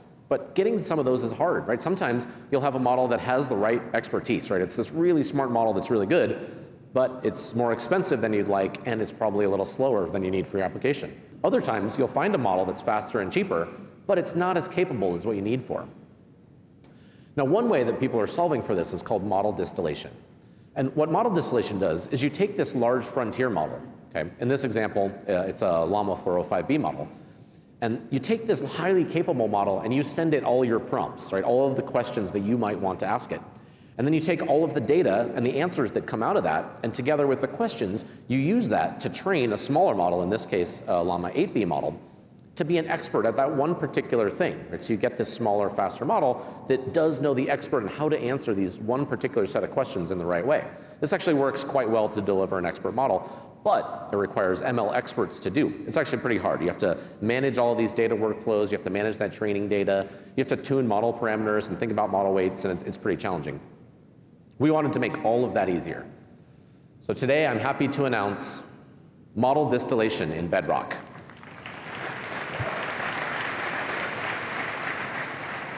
Distilled models can run 500% faster and 75% cheaper than the model that they got distilled from. This is a massive difference, and Bedrock does it completely for you. This difference in cost actually has the potential to completely turn around the ROI as you're thinking about if a generative AI application works for you or not. Right? It changes it from being too expensive to you can't roll it out in production to actually flipping to be really valuable for you. And Bedrock does all of this work for you. You simply send Bedrock your sample prompts from your application, and it does all of the work. All right, so at the end of the day, you now have a custom distilled model with the right mix of expertise, latency, and cost. But getting the right model is just the first step. The real value in generative AI applications is when you take your enterprise data and bring it together with a smart model. That's when you get really differentiated and interesting results that matter to your customers. Your data and your IP really make the difference. And one of the most popular ways of adding your data into a model together and pulling it together is a technique called retrieval augmented generation, or RAG. And what this does is it helps your models deliver more relevant, accurate, and customized responses that are based on your enterprise data. Now, earlier this year, we launched Knowledge Bases, which is a managed RAG index as part of Bedrock. What it does is it automates all your data ingestion and retrieval and augmentation workflows so that you don't have to put these things together, fully managed. All you do is you point knowledge bases at your data source, and we automatically convert that to text embeddings, and then we store them in a vector database for you so you're ready to go. And all the retrievals will also automatically include citations so you know where the information came from, and increases your level of understandability. Now, knowledge bases is one of the most popular features in Bedrock, and we've been adding a ton of new features. We've expanded the support for a wide range of formats, and we've added new vector databases like OpenSearch and Pinecone support. Okay, so Bedrock now, as you can see, it's building these tools, right? It allows you to get the right model. It allows you to bring your own enterprise data. Next, you're going to want to be able to set up boundaries of what applications can do and where the responses look like. And for that, we launched Bedrock Guardrails. Bedrock Guardrails make it really easy for you to define the safety of your application and for you to implement responsible AI checks. They're basically guides, all right, to your models. And so you only want your generative AI applications to talk about the relevant topics. Let's say, for instance, you have an insurance application, and you have customers coming and asking about various insurance products you have. You're happy for it to answer questions about policy, but you don't really want it to answer questions about politics or give healthcare advice, right? You want to have these guardrails that say, I only want you to answer questions in this particular area. And this is a huge capability as you think about building, again, production applications. And this is why Bedrock is so popular. If you remember last year, lots of people were building proof of concepts where these things weren't that important, right? It was okay to have models just do cool things. Now that you're really integrating these deeply into your enterprise applications, you need to have a lot of these capabilities as you move to production applications. But one of the things that actually stops people from moving generative AI into real production, right, into the things that are mission critical, is there's one more problem that lots of people worry about, and that is hallucinations. Now, because in reality, as good as the models are today, sometimes they get things wrong. And so when you did a proof of concept last year or the year before, it was okay, 90% was okay. But when you really get down into the details in a production application, that's not okay. Let's take the insurance example. Let's say you walk into your bathroom in the morning and you see that you've sprung a leak and there's water all over the floor. So you go to your insurance website and you want to know if it's covered by your insurance, right? You need, as the insurance company, if somebody is asking you if an incident is covered by their insurance, you kind of need to get that right. You need to answer it correctly. That's one where you can't sometimes get it wrong. And so we asked a group of people at Amazon to actually think, do we have any technologies around that we think that could be applied in newer, different ways that could help us solve this problem? And so the team looked at a variety of different techniques, one of which is called automated reasoning. Now, automated reasoning is actually a form of AI that can prove something is mathematically correct. And it's typically used to prove that a system is working as specified, right? So automated reasoning works really well when you've got something that has a really, really large surface area that's too big to manually look at, and you have a corpus of knowledge of how the system is supposed to work, and when it's really, really important that you get the answer right. Now, it turns out at Amazon AWS, we have some of the most capable and deepest experts in automated reasoning anywhere in the world. And we use it in AWS behind the scenes in a number of our services. We use automated reasoning to prove, as an example, that the permissions and access that you all define in your IAM policies are actually implemented in the way that you intend them. We call this approach provable security. In S3, we actually use automated reasoning. What we do is we use it to automatically check scenarios in the software that makes up the vast majority, the big chunk of S3's storage systems. And we check those with automated reasoning before deployment. That includes validating things like correct behavior in response to unexpected events. We do this to ensure that we aren't introducing risks to availability or durability, and that all of those remain protected. And we use it, automated reasoning, in a number of different areas. And so we thought, is there a chance that this technology could help us with model correctness? Spoiler, since I'm talking about this on stage right now, the answer is obviously yes. So today, I'm happy to announce Amazon Bedrock automated reasoning checks. Automated reasoning checks prevent factual errors due to model hallucinations. So when you implement one of these automated reasoning checks, what happens is Bedrock can actually check that the factual statements made by models are accurate. And this is all based on sound mathematical verifications. And it'll show you exactly how it reached that conclusion. So let's take this insurance example one more time. As the insurance company, you decide to implement automated reasoning checks. So what you do is you upload all your policies, right? And then the automated reasoning system inside of Bedrock automatically develops rules. And then you go through a bunch of iterative processes, usually takes about 20, 30 minutes maybe, to tune the right responses, to really say, yes, this is how it works, or this is, and it asks you questions so that it really understands how the policies work. Now I go back to my bathroom example, and I have this leak. Automated reasoning can see the result come in, and if the model isn't actually sure that the answer is right, it'll actually send it back and say, suggest other prompts, or give you, as the customer, ideas of how you can send these back to the model. And once the automated reasoning checks are assured that the answer is right, only then would you send it back to the customer. So you can be 100% sure that you're sending accurate results to your customers. This is a capability you cannot get anywhere else. And we think it's going to really help customers as they start building inference into mission-critical applications. Now, there is a ton of value that customers get from Gen AI use cases today. And we think a bunch of these capabilities help them add these capabilities to more and more applications. And there's this buzz out there today, and we agree with it, that the next big leap in value is not just about getting great data, but it's about taking actions and doing something. And for that, we have Bedrock Agents. Bedrock makes it really easy to build agents and create agents that can execute tasks across all of your company systems and your data.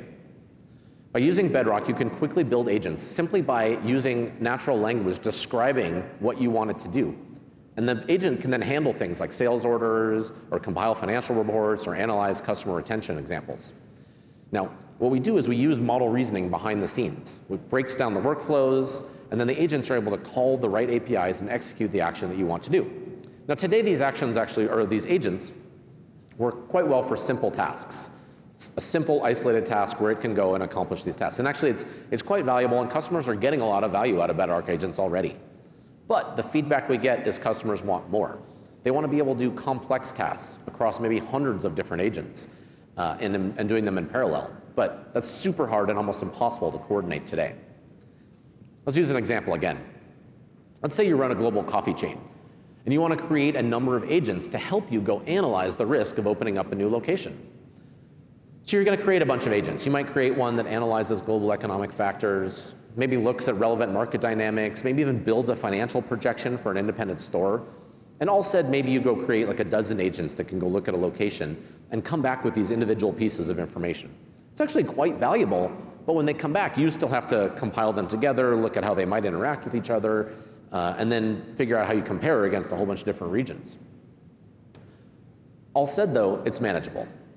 However, you're probably not looking at one location in isolation. You probably want to look at hundreds of locations for your potential coffee chain, and across these various different geos. And when you do that, it turns out all of these agents probably aren't working in isolation.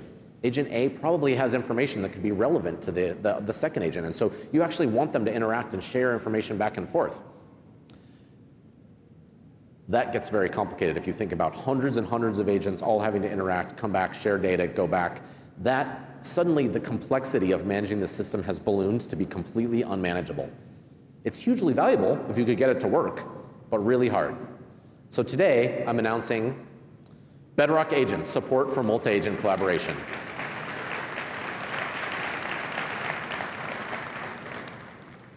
Now, Bedrock Agents can support complex workflows. What happens is you, just like in the earlier example, you create these series of individual agents that are really designed for your special and individualized tasks. Then you create this supervisor agent. And it kind of acts like think about it as acting as the brain for your complex workflow.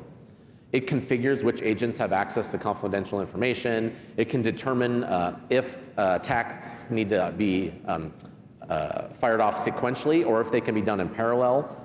If multiple agents come back with information, it can actually break ties between the multiple of them and send them off to do different tasks. It ensures all this collaboration against all your specialized agents. Let's take an example. We actually worked with Moody's to use an early beta version of this. Moody's is a leading provider of financial analysis and risk management services. And when they were testing this multi-agent collaboration in Bedrock, they used it to deliver a proof of concept for an application very similar to our coffee chain example. An application that could generate comprehensive financial risk reports for their customers. Now, it turns out that before this proof of concept, this is a workflow that would take one of their agents or one of their employees about a week to do one of these. They ran this proof of concept with this multi-agent collaboration. They are able to accomplish the same task in 1 hour and the ability to seamlessly scale it across any number of companies in parallel. That is a fantastic efficiency gain. Bedrock takes what was going to be an almost impossible coordination engineering task and makes it simple to do. And that's what we're doing. Look, we are still in the very earliest days of generative AI. Right? We're already starting to see some incredible experiences. You've seen some of them here today, built using inference. And you see that they're being built as this core part of these applications and all being powered by Bedrock.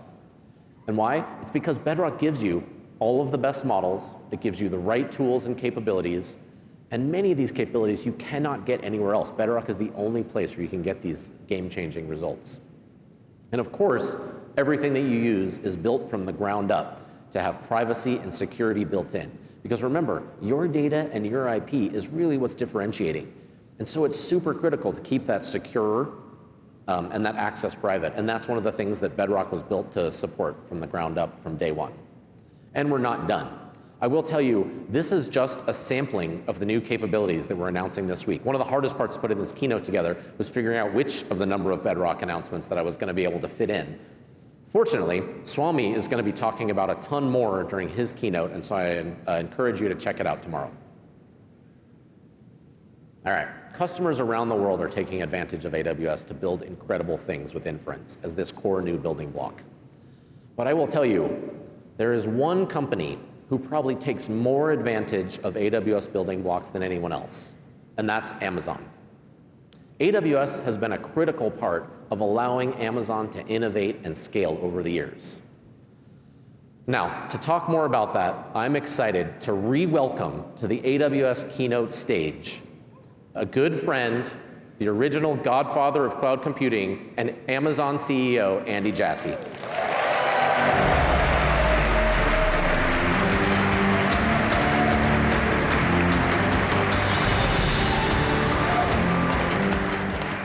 Thank you, Matt. It is great to be back with all of you. Thank you for having me. So I'm going to share a little bit about how we're thinking about AI across Amazon. We have been using AI expansively across the company for the last 25 years. But the way that we think about technology, and this goes for AI as well, is that we're not using it because we think it's cool. We're using it because we're trying to solve customer problems. And that's why when we talk about AI, it's typically less to announce that we've beat the best world-class chess player in the world, and more to allow you to have better recommendations and personalized recommendations in our retail business, or to equip our pickers and our fulfillment centers with the optimal paths so we can get items to you faster, or to put it in our Prime Air drones where we hope to deliver items to you in less than an hour in a couple of years, or for our Just Walk Out technology in our Amazon Go stores, or to fuel Alexa, or to provide you the 25 plus AWS AI services so you can build great applications on top of our services. We prioritize technology that we think is going to really matter for customers. And with the explosion of generative AI the last couple of years, we've taken that same approach. There is a ton of innovation, but what we're trying to do is solve problems for you, what we think of as practical AI. And so what have we seen so far? The most success that we've seen from companies everywhere in the world is in cost avoidance and productivity. And you see lots of companies having gains there, but you also are starting to see completely reimagined and reinvented customer experiences. And we see these same trends when we look at the applications that we're building inside of Amazon around generative AI. So I'm going to give you a few examples. So take customer service. We have a retail business with a few 100 million customers. They occasionally need to contact customer service. The vast majority of them prefer to do it in a self-service way so they can do it quickly and take care of it themselves. And we had built a chatbot many years ago, and it of course used machine learning, but it had static decision trees, and the customers had to enter a lot of words before you got answers. So a couple of years ago, we rebuilt this using generative AI. And so now it's much easier for customers. So imagine I ordered an item a couple days ago. I get on the chatbot, the new chatbot. We know who you are, that you ordered a couple days ago, what you ordered, where you live, and we can predict in this model, if you're contacting us just a couple days later, that you might be contacting us about a return. And so when you start to tell us that, we quickly can tell you where the nearest physical location at a Whole Foods or somewhere else is that you can return that item. And then the model is also smart enough to be able to predict when you're getting frustrated with it, and you might need to be connected to a human for resolution. Now, this chatbot, before we re-engineered it, already had very high customer satisfaction, but since we added the generative AI brain to it, 500 basis points better customer satisfaction. That's practical AI. Or take sellers. We have about 2 million sellers who sell in our retail store worldwide. It's over 60% of the units that we now sell. And the way they get a product onto the website is they have to fill out this very long form. And the reason that there are so many fields is we're trying to make it easy for our customers to navigate and understand what the products are. But it's a lot of work for sellers. And so we rebuilt a tool. We basically built a brand new tool using generative AI such that now sellers only have to enter a few words, or they can take a picture, or they can point to a URL, and then the tool fills in a lot of those attributes. It's much, much easier for sellers. And we have over 500,000 sellers now using our generative AI tools. Or look at inventory management. So think about the scale of the problem we have to solve in our retail business. We have over 1,000 different buildings, or nodes as we call them. And everything we do is optimized to get the right product in a fulfillment center or building close to the end customer to save on transportation time, which means we get it to you faster and we do it for lower cost. And so that means at any one point, we have to understand what's in that fulfillment center, what's the inventory levels of each item, which items are being ordered and at what rate. Do we have more capacity in that fulfillment center? Do we need to move inventory around to other fulfillment centers to balance the network? And so we've used transformer models to solve these problems and make forecasts. And already, our long-term demand forecasting transformer models has improved that accuracy by 10%. And then we've also improved the regional prediction accuracy by over 20%. Those are big gains at our scale. Or think about robotics. We have over 750,000 robots roaming our various fulfillment centers, and they have all sorts of AI in them. But I'll give you the example of Sparrow, which is a robotic arm that does resorting. And so if you got a chance to zoom out of our fulfillment centers, it's really an operation that's constantly taking items from lots of different disparate parts and aggregating them into containers so we optimize the capacity we have and the conveyance that we have. And so what Sparrow is doing is it's taking items from one bin and it's aggregating them into another bin. And so what the generative AI needs to do in Sparrow is it has to tell them what's in the first bin, what item do we want them to go pick up. It has to discern which item is which. It has to know how to grasp that item, given the size of it and the materials and the flexibility of that material. And then it has to know where in the receiving bin it can put it. And so these are all inventions that are critical to us changing the processing time and the cost to serve our customers. So we have about 5 of these brand new robotics inventions that we've pulled together in our Shreveport, Louisiana fulfillment center just a couple months ago that we launched. And already we're seeing 25% faster processing times, and we believe we're going to have 25% lower cost to serve during the holidays because of these AI inventions in our robotics. So these are all examples inside of Amazon of cost avoidance and productivity that are having a real impact. But we're also seeing altogether brand new shopping experiences that we're able to generate and invent with generative AI. So a few examples. I'll start with some agents. Let's start with Rufus, which is our shopping agent. So if you're going to buy an item and you know what you want, I would argue that there isn't a better experience than ordering it on Amazon, having it shipped very quickly to your home. However, if you don't know what you want and you're trying to decide, you can obviously do it at Amazon. Many of you do, bless you, and thank you for doing that. However, and you do it through browse nodes, and you do it through recommendations that we make, and you do it through customer reviews. But there's something nice when you don't know what you want about going into a physical store and asking the salesperson, telling them what you're thinking about and having them ask narrowing questions and then pointing you to maybe the couple items that you want to consider. And then you look at those items and you don't have all the data in front of you and you ask that salesperson, well, what about this? What about that? They can answer it quickly if they don't walk away. And then, you have the ability to make those decisions on what you want quickly. And what we're trying to do with Rufus is we're trying to make that experience even better. So with Rufus, you can go to any product detail page, and instead of going through the plethora of information on that detail page, you can ask any question, and Rufus will answer it really quickly. Rufus will make comparisons for you across products and categories. It'll make recommendations. You can make you can ask really broad questions for recommendations, and it'll ask narrowing questions, so it gets at really what your intent is. If you say to Rufus, hey, I want that same golf glove that I always get. Can you find that for me, the one I've ordered? Rufus will find it for you. You can say to Rufus, give me the order status of the items that haven't been delivered yet, and you'll get that too. And one of the nice things about Rufus relative to a physical salesperson is that Rufus is not going to take another job in another retailer, or it's not going to start working in another profession. Rufus is going to be there with you all this time, getting to know your intent and your interests and what you want better and better. Or take another agent in Alexa.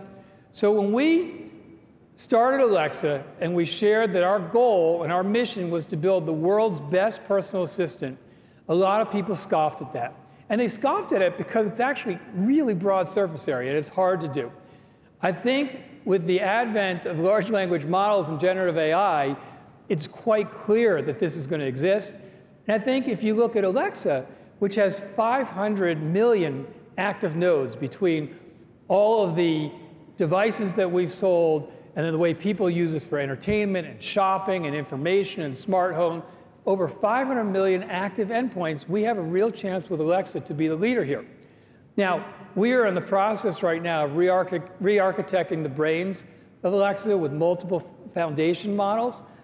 And it's going to not only help Alexa answer your questions even better, but it's going to do what very few generative AI applications do today, which is to understand and anticipate your needs and actually take action for you. And so you can expect to see this in the coming months.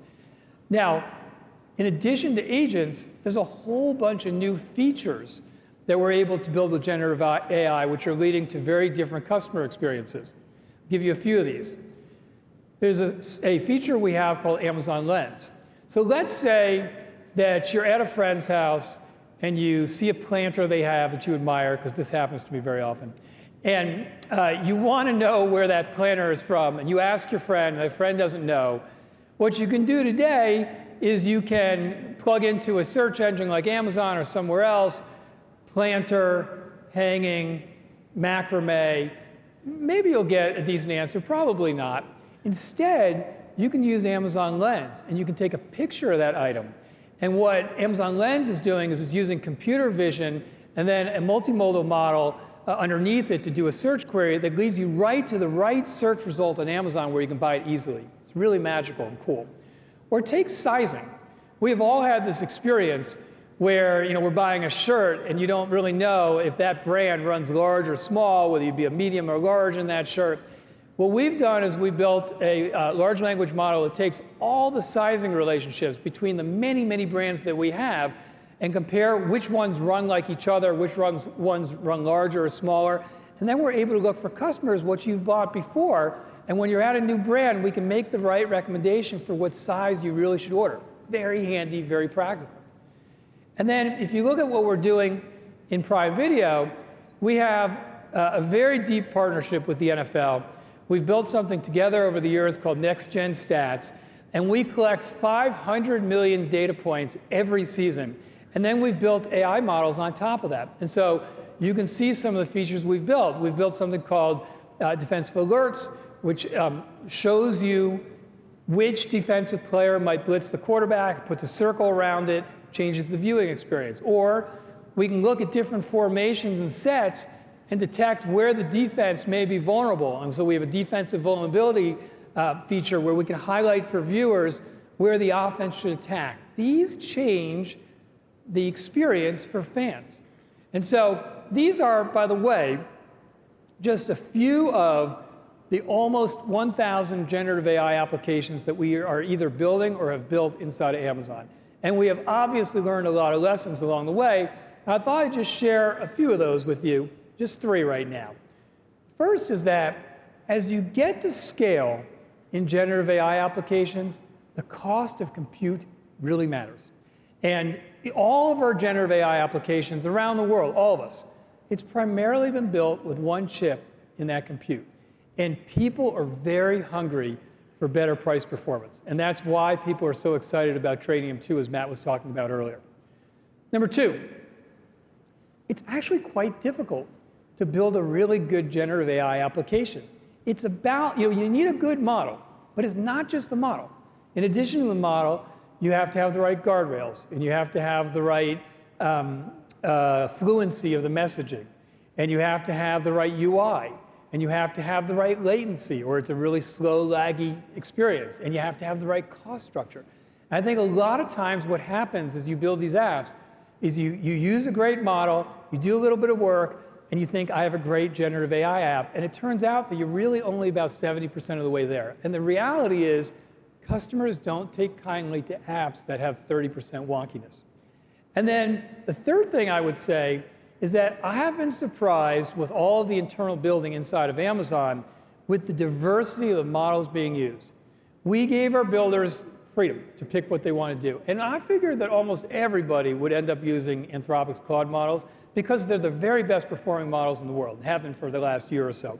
And by the way, we have a lot of our internal builders using Claude, but they're also using Llama models, and they're also using Mistral models, and they're also using some of our own models, and they're also using homegrown models themselves.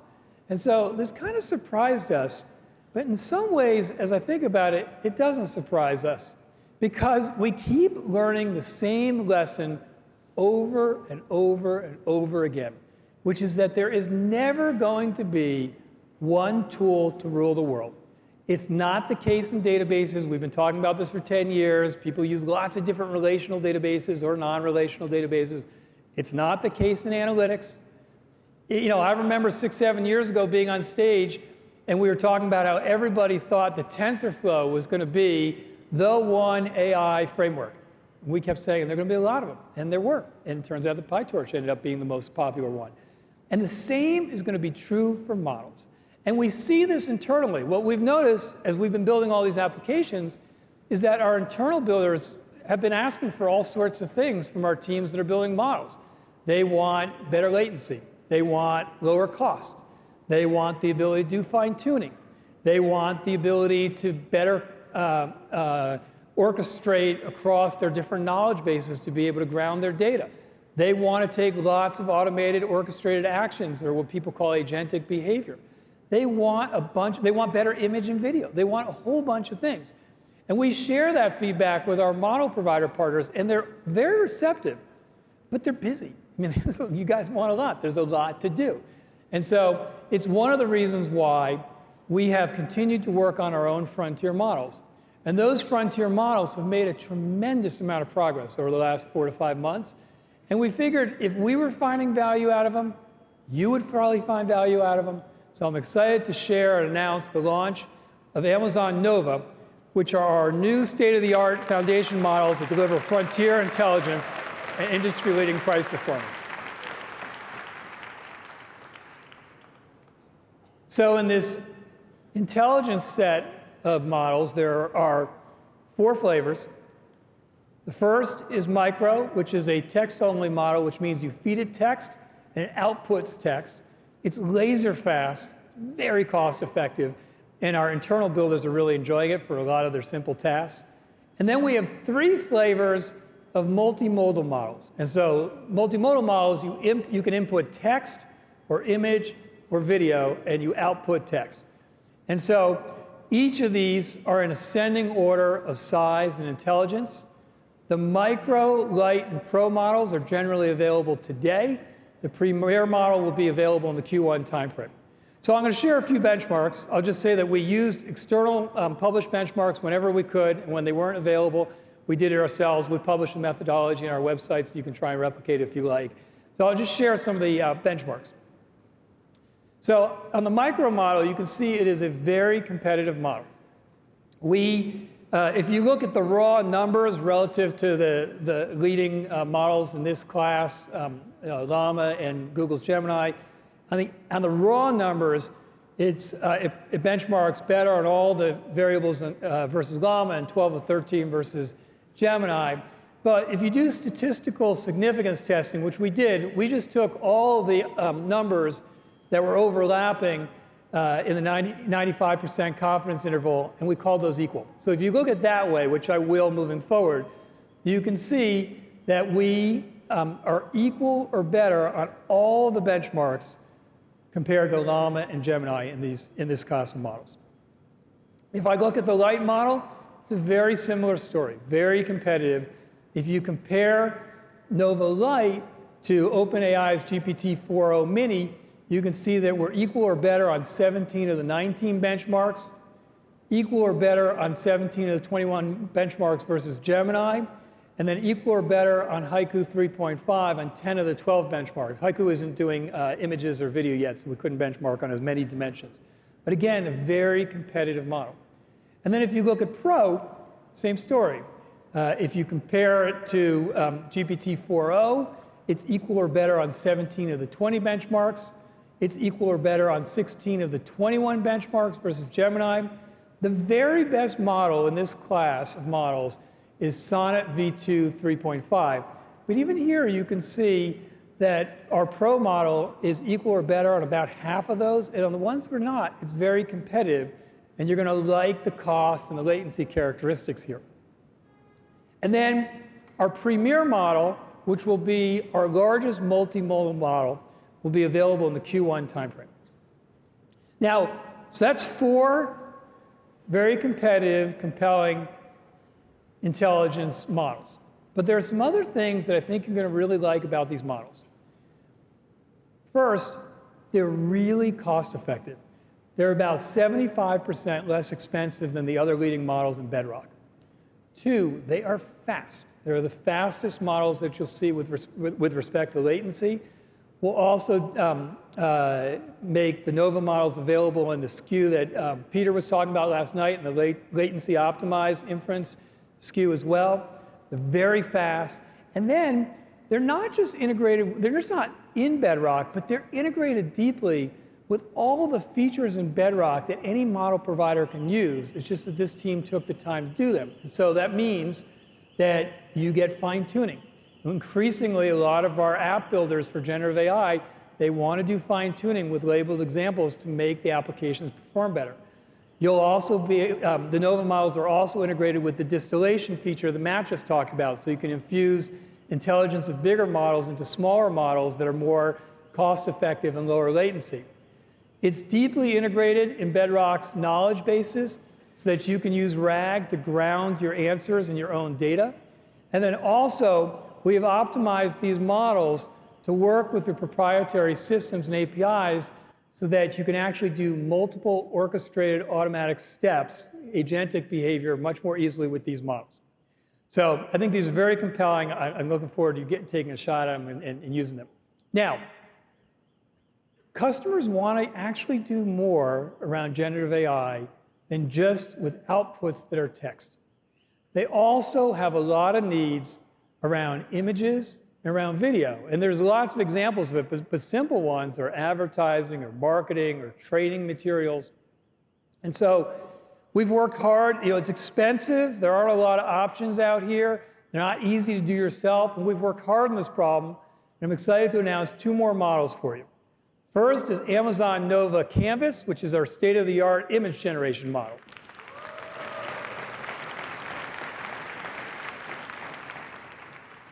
And so Canvas, it allows you to input natural language text, get images back. They're beautiful images. They're studio quality images. It allows you to edit images using natural language or text inputs.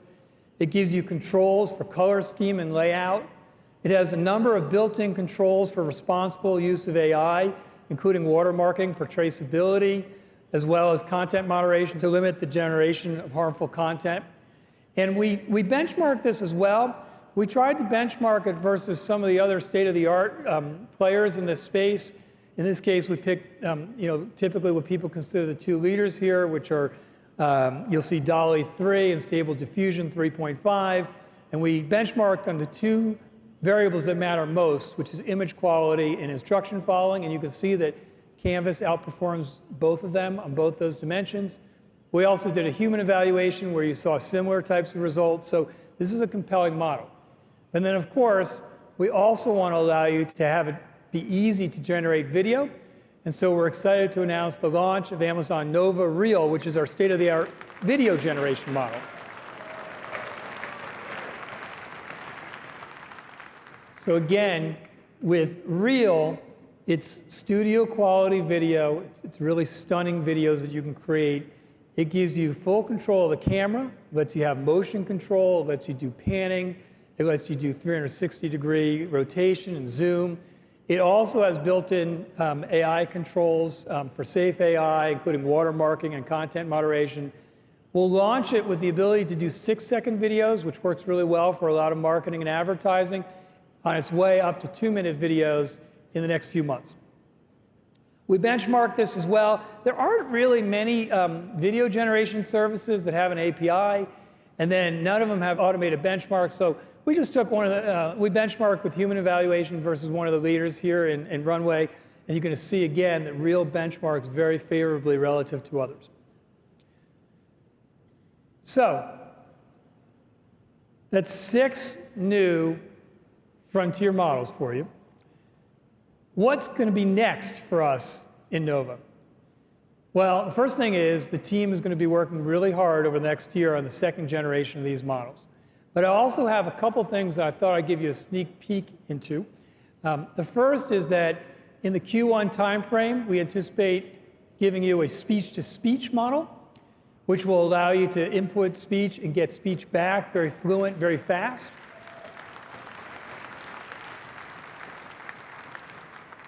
And then around mid-year, we're going to give you an any-to-any model. So this is really multimodal to multimodal. So you'll be able to input text, speech, images, or video, and output text, speech, images, and video. This is the future of how frontier models are going to be built and consumed, and we're really looking forward to giving this to you.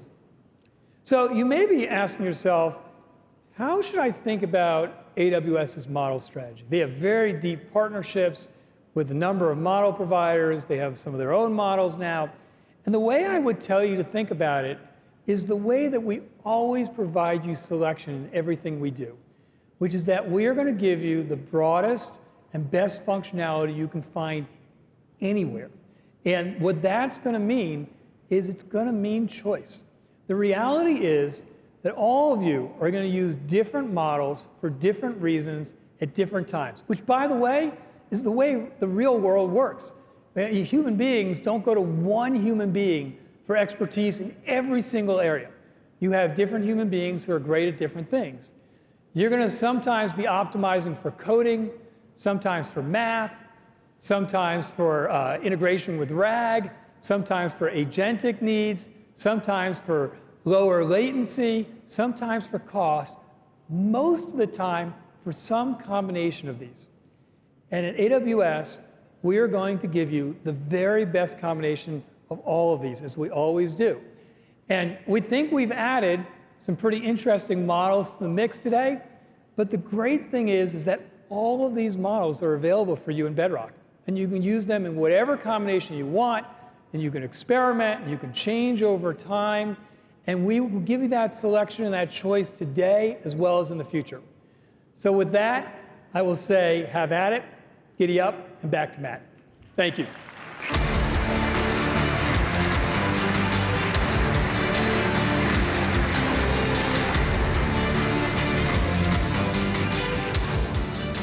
That was awesome.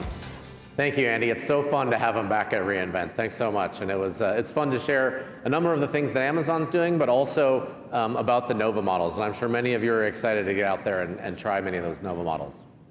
Our goal in AWS is to help every builder be able to innovate. We want to free you from the undifferentiated heavy lifting to really focus on those creative things that make what you're building the most unique. Now, generative AI is a huge accelerator of this capability. It allows you to focus on those pieces and push off some of that undifferentiated heavy lifting. Now, how many developers do we have out there in the audience? Show of hands, we got some developers out there. Excellent. I know we have a bunch of developers here today. So I thought I'd spend a couple minutes talking about how we help make developers more efficient. Last year, we introduced Amazon Q Developer, which is your AWS expert, and it's the most capable generative AI assistant for software development. Now, customers like Datapel have achieved up to 70% efficiency improvements by using Q Developer. They reduced their time to deploy new features, they completed tasks faster, and they minimized a bunch of repetitive actions. But it's not just about efficiency. FINRA, as an example, has witnessed a remarkable 20% boost in the code quality and integrity by using Q Developer, helping them create better performing and more secure software.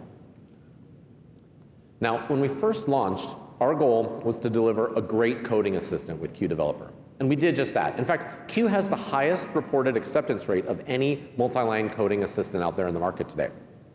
But it turns out that a coding assistant is just really a small part of what most developers need throughout your day. We talked to developers, and in fact, it turns out most developers spend an average of just 1 hour a day coding. That's it. The rest of the time, they spend on other end-to-end development tasks. So we thought we'd look at that full cycle to see if there's anywhere else that we could help. And it turns out there's a bunch of tasks that take up developer time, but they're part of the jobs that most developers don't really love doing, right? Things like writing unit tests or managing code reviews. And I used to run a large development team. I'm pretty sure I never met a developer who loved spending their time writing great documentation for their code. But it is important. It's not super engaging, but it is actually really important.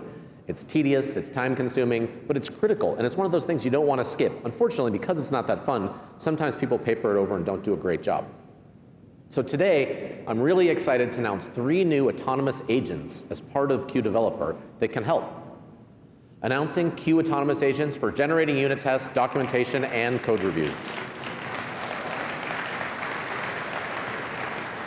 Q can now automatically generate end-to-end user tests. You just type in /test, and Q uses advanced agents as well as knowledge of your entire project to create full test coverage for you. Their second agent can automatically create accurate documentation for you.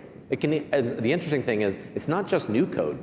The Q agent can actually apply to legacy code as well. So if you come across a code base that maybe wasn't perfectly documented by one of your coworkers, Q can help you understand what that code is doing as well. You can now use code to automatically do code reviews for you. It'll scan for vulnerabilities, flag suspicious coding patterns, even identify potential open source package risks that you might have. Actually, one of the other cool things it does is it'll even identify where it views a deployment risk and suggests mitigations for you of how you can make a safer deployment. We think that these agents can materially reduce a lot of the time that's spent on these really important, but maybe undifferentiated tasks, and allow your developers to spend more time on those value-added activities. But again, it's not just capabilities. It also matters where you access Q. You want Q to be available where you need it. And so we've added Q in the console. We have Q available in Slack. And it's available in all the popular IDEs, like Visual Studio, VS Code, IntelliJ. And starting today, I'm excited to announce a new deep integration between Q Developer and GitLab. With this new partnership, Q Developer functionality is deeply embedded in GitLab's popular platform. It's going to help power many of the popular aspects of their Duo assistant. Now you're going to be able to access Q Developer capabilities, and they're going to be natively available in the GitLab workflows. And we're going to be adding more and more over time. We trialed this concept with a couple of early customers like Southwest Airlines and Mercedes-Benz, and they told us that they are incredibly excited to take advantage of the combination of Amazon Q Developer and GitLab together. Now, if we want to help with the full developer lifecycle, though, you can't just stop with new applications. As many of you know, a lot of development time is not spent on new applications, but it's dealing with managing existing applications. Actually, a ton of developer time is spent maintaining, modernizing, patching existing applications. And these take a lot of effort. In fact, when you think about legacy application upgrades as an example, those are huge multi-month efforts, and a lot of times they're super complicated and can be really long. One of Q Developer's most powerful capabilities we already have is automating Java version upgrades. What it can do is it can transform a Java application from an old version of Java to a new version in a fraction of the time it would take to do manually. This is work that no developer loves to do, but is critically important. Earlier this year, Amazon integrated this capability into our own internal systems, where we have a lot of older Java code that needed to be upgraded. Using QDev, we migrated literally tens of thousands of production applications up to Java 17. And we did it in a small fraction of the time. The estimate by the teams is this saved us 4,500 developer years. This is like a mind-blowing amount of time that was saved by upgrading. And because we're now running on modern Java applications, we actually can use less hardware too. And so we actually saved $260 million a year through this process. This got us thinking, that is fantastic. I wonder what else Q can help us transform. I actually love asking customers how we can help them and what their biggest pain points are. I think you'll hear some interesting things coming out of that. And one of the things that will quickly bubble to the top is Windows. Customers would love an easy button to get off of Windows. They're tired of constant security issues, the constant patching, all the scalability challenges that they have to deal with. And they definitely hate the onerous licensing costs. But we do recognize today that this is hard. Actually, modernizing away from Windows is not easy today. So I'm happy to announce Q transformation for Windows.NET applications. Now with Q Developer, modernizing Windows just got a lot easier. Q Developer helps you transform .NET applications that are running on Windows to Linux in a fraction of the time. What happens is QDev launches agents that can automatically discover incompatibilities, generate a transformation plan, and refactor your source code. And it can do this across hundreds or either thousands of applications in parallel. Turns out QDev can help you modernize .NET applications 4x faster than doing it manually. And once you're done, the good news is you save 40% by saving all your licensing costs. One customer, Signature IT, is a European leader in digital transactions, and they're really focused on modernizing their legacy .NET applications away from Windows. And they really wanted to move that from Windows to Linux. We worked with them on an early beta of Q Developer, and what was a project that they estimated was going to take 6 to 8 months, they actually completed in just a few days. That is a game-changing amount of time. Fantastic. But it turns out Windows is not the only legacy platform in a data center that's slowing down all your modernization efforts. Actually, more and more as we talk to customers, they're really wanting to get out of data centers entirely. Customers like Unibanco and Experian and Booking.com, and really thousands more of them, have partnered with us to fully exit out of their data centers, lower their costs, and just focus their teams on innovation as opposed to running infrastructure. It's cool to see these full data center migrations. But we know that a lot of on-premise workloads today run on VMware. Now, actually, it turns out many customers are actually happy for a portion of their existing VMware workloads to stay running on VMware. But they don't want them to stay running in their data centers. They'd like to migrate those to the cloud. And for these workloads, last week we announced our new Elastic VMware service that makes it easy for you to move VMware subscriptions to AWS and easily run the full VCF stack of VMware natively on top of EC2. However, there's a lot of workloads that are currently running oftentimes on VMware that customers would really love to modernize to cloud-native services. Now, we know VMware is deeply entrenched in your data centers and has been for a really long time. And what happens is in this VMware environment, because it's been there for a long time, there ends up that there's this kind of spaghetti mess of interconnected applications. And so it's actually really the hardest part about modernizing is finding out what are those dependencies of those applications. And the migrations are error prone because it's hard to understand that if you move something, is it going to break something else? And again, of course, licensing is expensive. We're pleased to announce today Q transformation for VMware workloads. Now Q is able to help you easily modernize workloads that are running on VMware and move them to a cloud-native solution.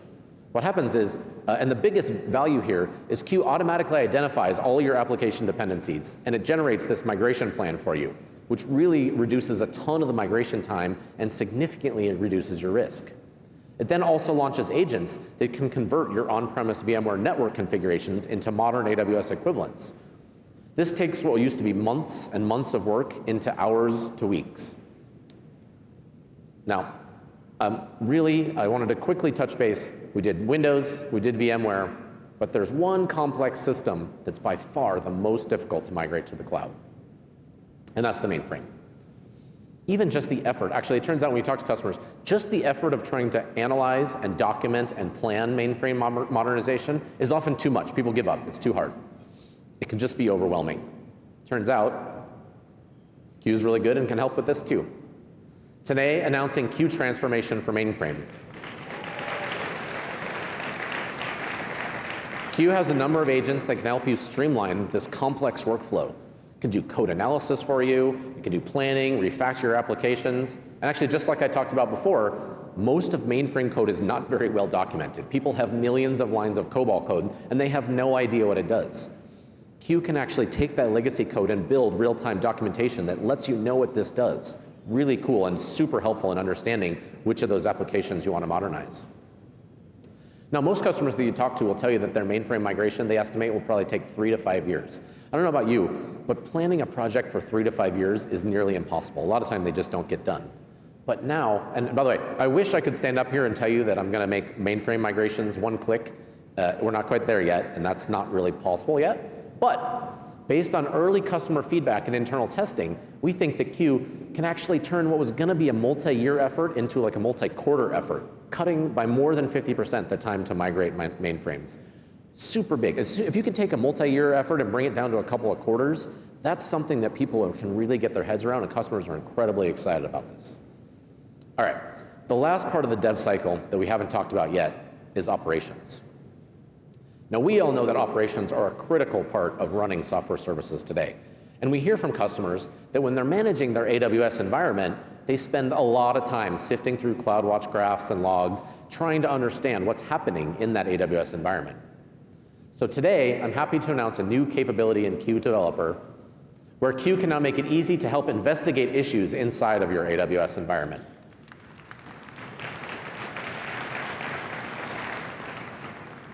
What Q can do is it actually looks at your entire environment. It knows your entire setup, everything that you have running, and then it looks at CloudWatch data, it looks at CloudTrail logs, and it can help you uncover where you may be having an issue. It deeply understands your AWS environment, and it looks for anomalies. You may say, I'm having an issue, and it'll trace everything down to where there's a broken set of permissions that might have gotten changed, and it'll suggest how you can fix those, and maybe suggest even best practices on how you don't break them the next time. Because once you settle on those root causes, Q also has access to possible remediations from runbooks and curated documentation that you provide. Now, CloudWatch has integrations across many of the most popular incident management and ticketing systems also to help you manage incidents across your entire landscape. One partner, who I'm sure many of us use, that's integrated with Q is PagerDuty. They've been helping customers prevent and resolve operational events for many years, and AWS has been proud to partner with them throughout that entire journey. Here to tell us more about how they're innovating for the future and embracing new technologies like AI is CEO of PagerDuty, Jen Tejada. Jen.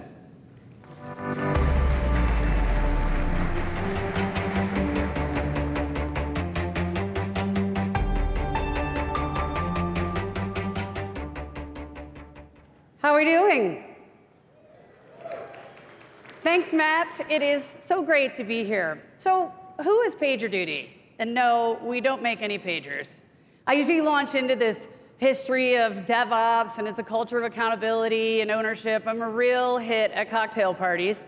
But this is one party where no explanations are needed. In fact, I bet many of you are on PagerDuty now. That said, you may think you know PagerDuty, but you might not really know us. We were founded 15 years ago by 3 Amazon software engineers seeking to solve a single painful problem, automating on call. At the time, it was the last mile in DevOps, in scaling DevOps. This was just the first step. Today, getting the right expertise orchestrated to the highest priority problem reliably and quickly remains critical. It can be the difference between happy customers or millions in lost revenues. PagerDuty's Operations Cloud is agnostic, independent, and central to the technology ecosystem. It's like the brain for your digital operations. It connects with over 700 industry-leading applications, serving as a modern operations hub. Our AI-first suite of products liberates developers from manual toil. Our platform enables teams to innovate faster, automatically detecting events, filtering noise, and intelligently orchestrating resolution among people, machines, and increasingly, agents. For nearly a decade, we've used AWS, AI, and automation to deliver resilience and security at scale.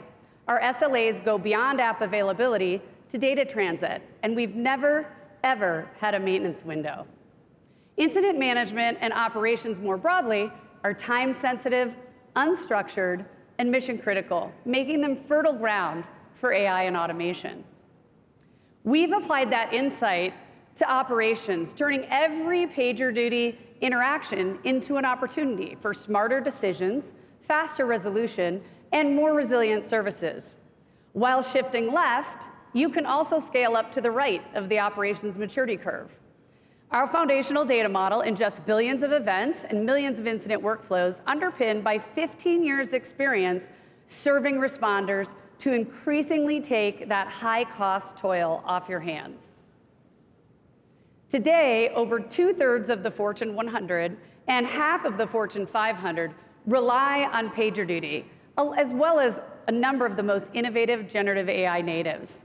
Our commitment to reliability, fidelity, and security at scale has earned us the trust of over 15,000 customers, nearly 6,000 of which we share with AWS. When I was a kid, my dad's advice was, choose your partners wisely. After all, we're a product of the people who surround us.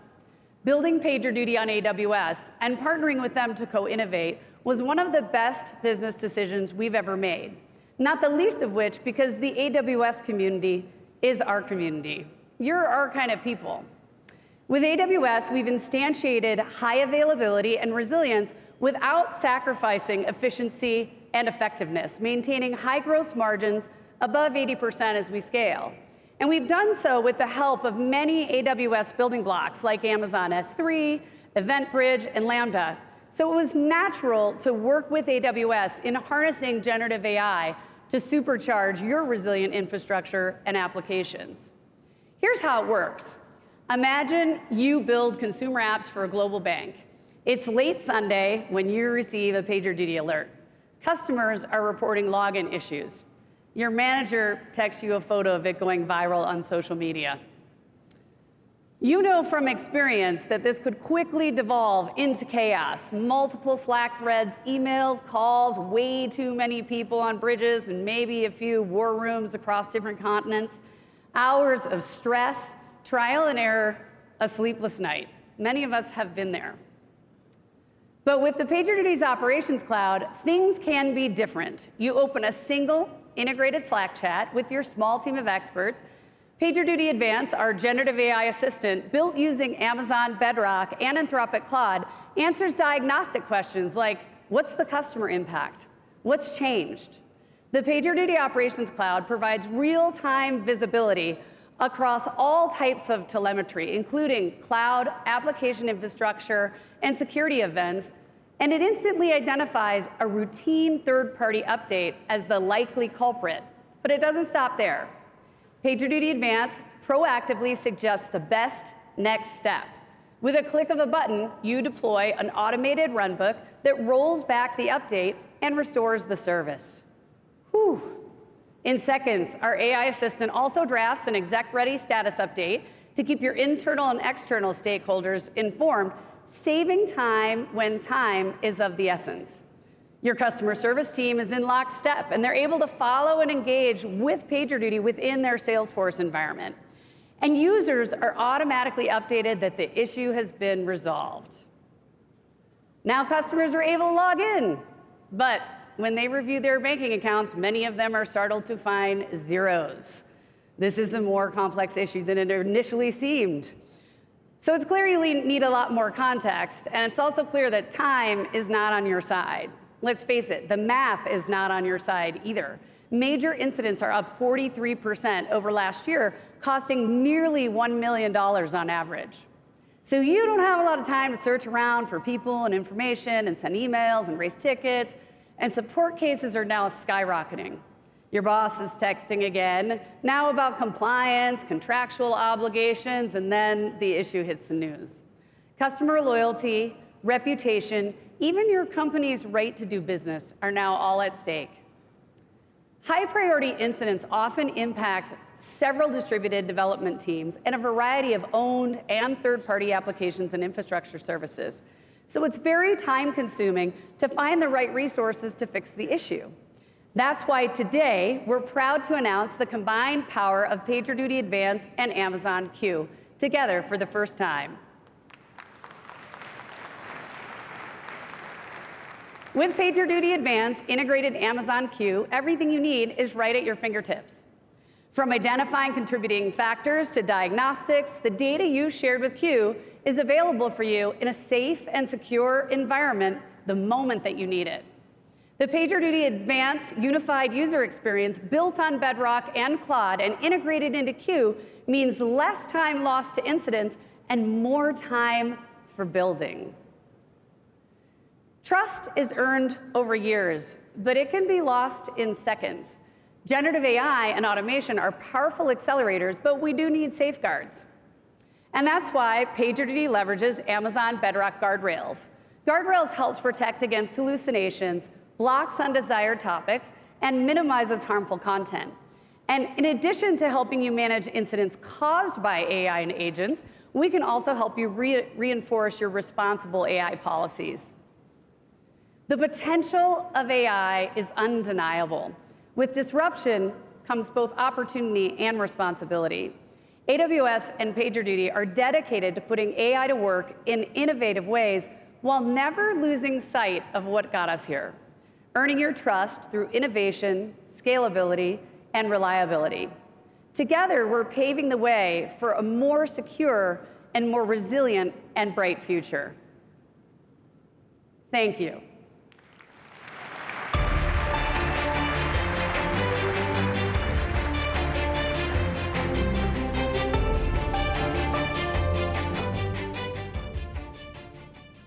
Thanks, Jen. I'm sure that there are many developers out there that are sleep better at night knowing they have PagerDuty. All right, we've spent a bunch of time talking about how we can help developers, but it turns out developers are not the only people that can see incredible gains from generative AI. We thought we could also improve the efficiency of other roles in a company, roles like finance or sales or operations, by helping automate repetitive, time-consuming, and frankly, unfulfilling tasks. And one thread across all of those different roles when we talk to people was that people spend a lot of time looking for data. Right? They want to find data to make decisions, but it's in different apps and they go back and forth, and it's really hard to get it all together. And that's the reason why we launched Q Business. Q is the most capable generative AI assistant for leveraging your company's internal data and accelerating tasks. What Q does is it connects all your different business systems, your sources of enterprise data, whether those come from AWS, whether they're from third-party apps, whether they're from internal sources like wikis. All of this data can then be used to do better searches. It can do summarization of your data, and it lets you engage in a conversation with all your enterprise data across your various data silos. And it's all done with security and privacy. All of the permissioning around that data stays with your data. Customers like NASDAQ, Principal Financial, and Accenture use Q Business to empower their workforce to be much more productive with generative AI. Now, the power of Q Business is that it creates this index of all of your enterprise data. Right? So it indexes data from Adobe, from Atlassian, from Microsoft Office, from SharePoint, from Gmail, from Salesforce, from ServiceNow, and more. And Q keeps this index always up to date, and it's highly secure, maintaining user-level permissions on all of that data. So if you don't have data to access, if you don't have permission to access data outside of Q, you won't be able to access it inside of Q. All of it's controlled and compliant. Now, by bringing all of these storage and apps and productivity and corporate knowledge bases all together we're doing this in a way that no one has done this before. And we're rapidly expanding the number of data types that we can support, integrating lots of new information like metadata and new file types like audio and images, which are coming soon. But it turns out that it's also not just about integrating data from all your productivity and your SaaS apps. Customers also are interested in querying their structured data. And many companies have this structured data today in databases and data warehouses. And today, as you know, the vast majority of this information is accessed through business intelligence systems. Over 100,000 customers today are using QuickSight for their analytics needs, using QuickSight's interactive dashboards, pixel-perfect reports, and embedded analytics. Last year, we put Q in QuickSight to make it much easier for you to get fast generative AI-powered insights. You can ask questions directly about your data and get graphs and information back. Now, what if we could bring this all together, right? What if we could take all of the information that's in your BI systems, this structured data store, and bring it together with all that information that's stored in the Q index, documents and purchase orders and email? You could probably make better decisions if we unified all of that data. So today, I'm excited to announce that we're bringing together QuickSight Q and the Q business data all together. Now, really, what does this mean? Imagine you're looking at a QuickSight dashboard, all right? And say this is a QuickSight dashboard you built that show your sales. Now, that's pretty interesting, and it's useful, and you can see what your sales are doing. But maybe you also want to add information from your sales pipeline. And you know what? It actually would be interesting, as you're looking at that, to refer back to that monthly business review that you did last week, where the team was talking about some of the interesting trends that they saw in the industry. Now, with QuickSight and Q Business, you can pull Salesforce data from your pipeline into your QuickSight report. You can pull the latest details from your Adobe Experience Manager email campaign. Or you can grab that last business review from SharePoint. And you can use, on Q, use all of that data to summarize it together and show it to you all in one view, all inside of QuickSight, making QuickSight much more powerful by pulling information in from other sources of enterprise data that you have. It's really cool, and it makes QuickSight much, much more powerful as a BI tool. So we did that, and we got this thinking, this Q index that we have, it's actually an incredibly powerful concept for you. As a company, this can act as a canonical data source for all sources of your enterprise data. And because you have Q, right, in theory, these other applications like QuickSight can get more powerful like we did. They can pull that in, and you get much more value out of the other applications you're using. And because this index is managed by AWS, you know that we've thought deeply about how you give you fine-grained control over that data, so applications won't be able to access that data without your permissions. And the right people will only have access to the right sets of data. And so we asked ourselves, why stop with AWS applications? So we went and actually talked to a couple of customers, and as well as some of our ISV partners. And we said, what if we could give you the same access to this Q index that we gave to QuickSight? And you could just see their eyes light up. They could see that the value they could get out of those third-party applications, or from the application developer, the value they could provide to their customers was immense if they could pull in these other sources of data. So I'm pleased to announce that now there's a new set of APIs where ISVs can access this Q index that we use in Q Business. What that means for you all is when you use Q Business, it makes the potential for all the rest of your applications to also get better. Now, it comes with this fine-grained permission, so you can control when a third-party application maybe has access. But when you do that, those get better and more useful. ISV apps get more powerful, personalized. It allows you to save time and money. And you don't have to rely, if they wanted access to that data, you don't want to have to let a bunch of other ISVs all have access to that data and all try to handle permissions. You know that AWS has that covered, and so you know security is right there when you need it. Companies like Asana and Miro, PagerDuty, as you saw, Smartsheet, and Zoom are all already building integrations to this Q index. Let's take a quick look and see how this might look. Take Asana, all right? Asana is a work management software provider, right? And they've integrated with the Q index to surface content from other applications in their project management application. Let's pretend for a second that you're an IT leader and you're building a new set of tools. Using Asana, however, you can see that unfortunately your project is off track. What happens is Asana AI leverages the Q index to identify the problem. What they do is they look and they pull from your team's chat transcript, and they see that you don't have a committed timeline from your CTO, from your team's chat. It also found from an unread Gmail message that a key meeting that you were supposed to make related decisions to this project actually got pushed to next week, and now you're late. Now, because you're able to integrate all this information, you know where to focus your time and you can try to get things back on track. Pretty cool pulling all this information. Awesome. This past year, we also launched a new feature in Q called Q Apps. Q Apps makes it easy for you to quickly automate small little tasks that make your daily life easier. All you have to do is you go into Q Apps and you describe the app you want, natural language, and it quickly generates it for you. And by the way, these are not meant for big major applications, right? Like something like an Asana or a PagerDuty. These are just small little apps that might be able to save you 15 minutes a day. Let's say for an example, you're a social media marketer, and you build a quick app to tune your copy to different sites' text limits and audience preferences. So today what happens is you have to come up with text and you maybe have to iterate on it a dozen, 2 dozen, 3 different dozen times for the different websites. You can create a little app that you enter at one time, and it'll create all of the different copies for you. It's a simple app, but it saves you a ton of time, and you can imagine that if you use it over and over and over again on a daily basis, that can add up.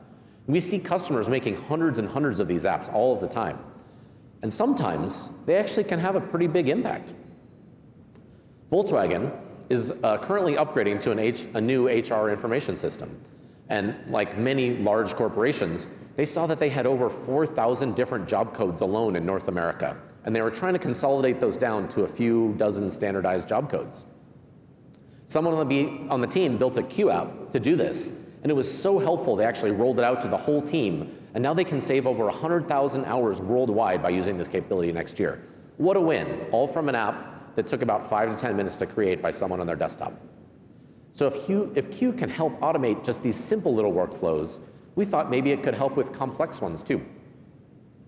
And every company has these really complex workflows, right? These are workloads that involve multiple applications, they involve approvals, they involve manual entry, and these things are painful. They're really hard to automate, right? And actually, this is not a new concept. People have been trying to automate these style of workloads for a long time, but it's hard because usually they require human interaction. There's a UI. If any element of the UI breaks, the whole workflow breaks and you're down for weeks while you go try to repair it. And these systems are brittle and they don't really work and they're expensive to try to go build. Q has a better way, however. I'm very pleased to announce that coming soon, Q Business Automate can help automate tasks across multiple teams and applications. What happens is Q Business will use a series of advanced agents to create, edit, and maintain workflows, making them much more resilient to change, and it'll do all of this automatically. Let's say, for example, you tell Q Business that you want to automate a complex, say, auto claim processing workflow, okay? You simply tell it what your standard operating procedure is. In fact, what you can even do is you can even install a browser plugin that'll follow along and watch a video, make a video as you manually enter through the steps. It'll then automatically create that workflow, ask you a couple of questions that it doesn't understand of what happened, and then it's done. Now you have an automated workflow. And after you launch the workflow, there's a Q agent that'll constantly monitor it to make sure that it adjusts on finding any UI changes that happen and fix them on the fly so you don't have any downtime.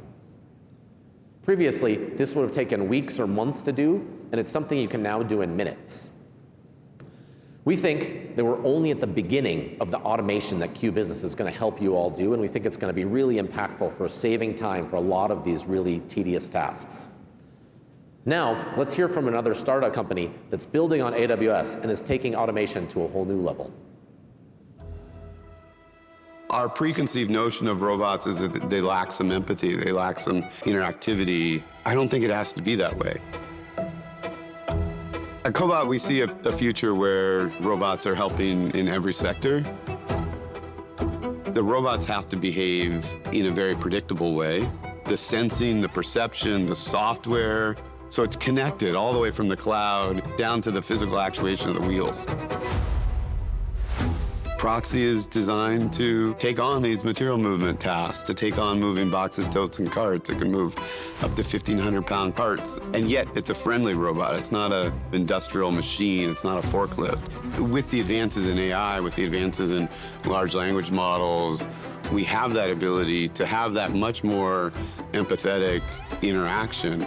We didn't initially think about how do we make it easy to plug and play with different models, but AWS anticipated that for us. AWS with Bedrock had the insight that it wouldn't come from one source. As these models get updated, we get access to them almost immediately to make our robot better. As technologists, as inventors, we get the ability to decide what the future looks like. AI is not only going to change the nature of cognitive work, but it's going to change physical work as well.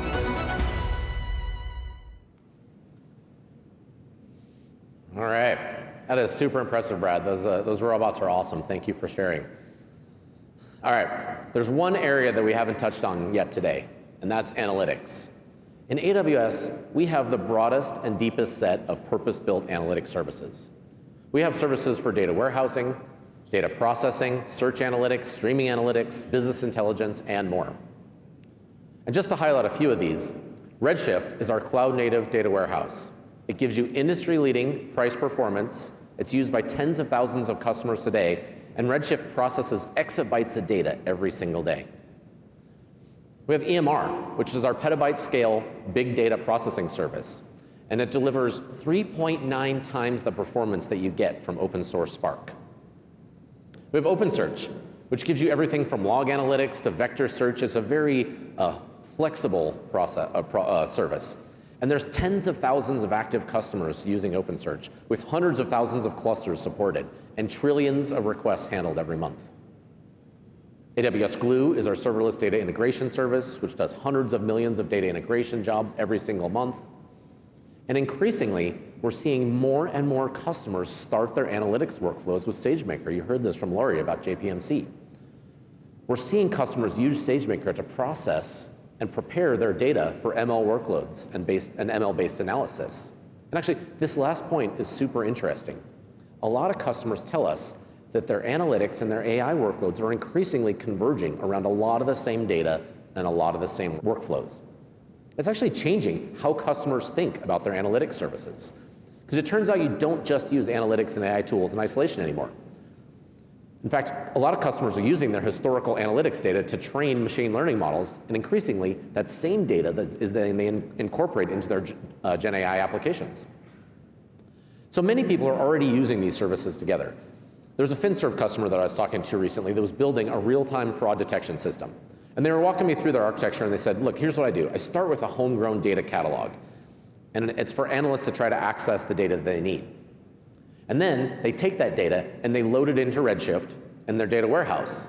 And that's where they store it, and then they run SQL analytics on top of that data. And then, using a combination of SageMaker and EMR, they pass this off to their data scientists, who then use those systems to prepare the training data and then train and deploy the fraud system's AI model. It's actually a pretty cool system that they've built. And it turns out without these cloud systems, this is an outcome they never could have achieved, right? It's something they couldn't have done because they got to use the absolute best service for each one of those steps. The best tool for the right time. But as we thought about this example, and others like it, we kept thinking, how could we make this even easier? What if we started from a blank piece of paper? What would an ideal AI and analytics system look like? So we have 4 rings here of capabilities that we need. We have all of the best analytics services. We have an easy way to understand all of your data, whether it's structured or unstructured, all across S3, Redshift, and Aurora, and third-party data sources. You'd want to be able to take advantage of your data management capabilities, then DataZone to do things like cataloging, catalog sharing, and governance of your data. And you'd want to have AI front and center of everything that you do. It's almost like we need that 5th ring just to pull it all together to an integrated experience. Now today, SageMaker is the most popular service in the world for building, training, and deploying ML models. Now, as we talked about earlier, the secret to building great AI applications is customizing it with your own data. And SageMaker is the center of how most customers do that today. And increasingly, SageMaker is actually the center of a lot of data, AI and data analysis as well. In fact, it's the de facto way that we see customers dealing with their data and AI models together, and hundreds of thousands of customers are already using SageMaker today. Now, we're putting all of these pieces together, and I'm super excited to announce the next generation of Amazon SageMaker.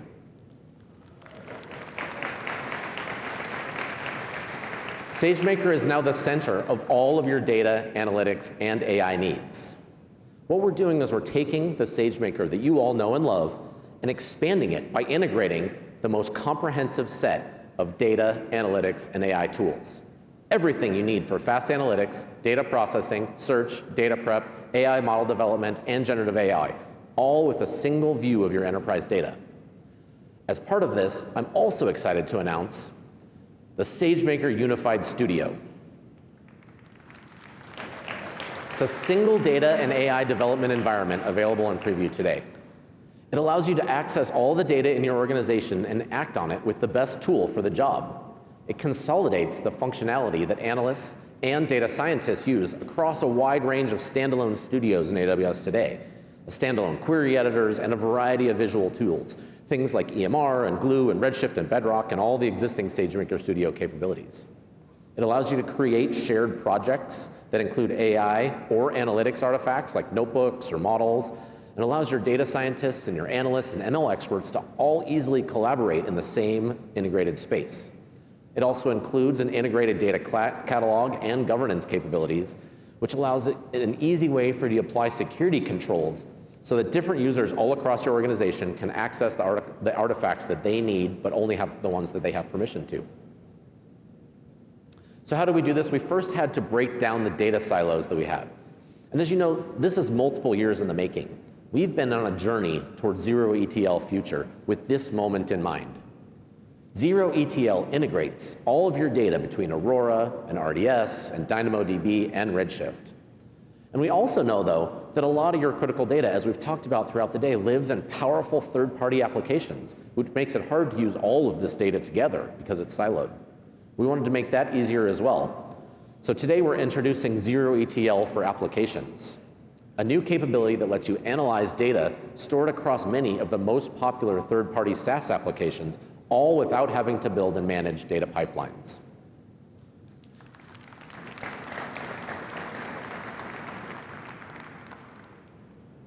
So customers want to do analytics across all of this data.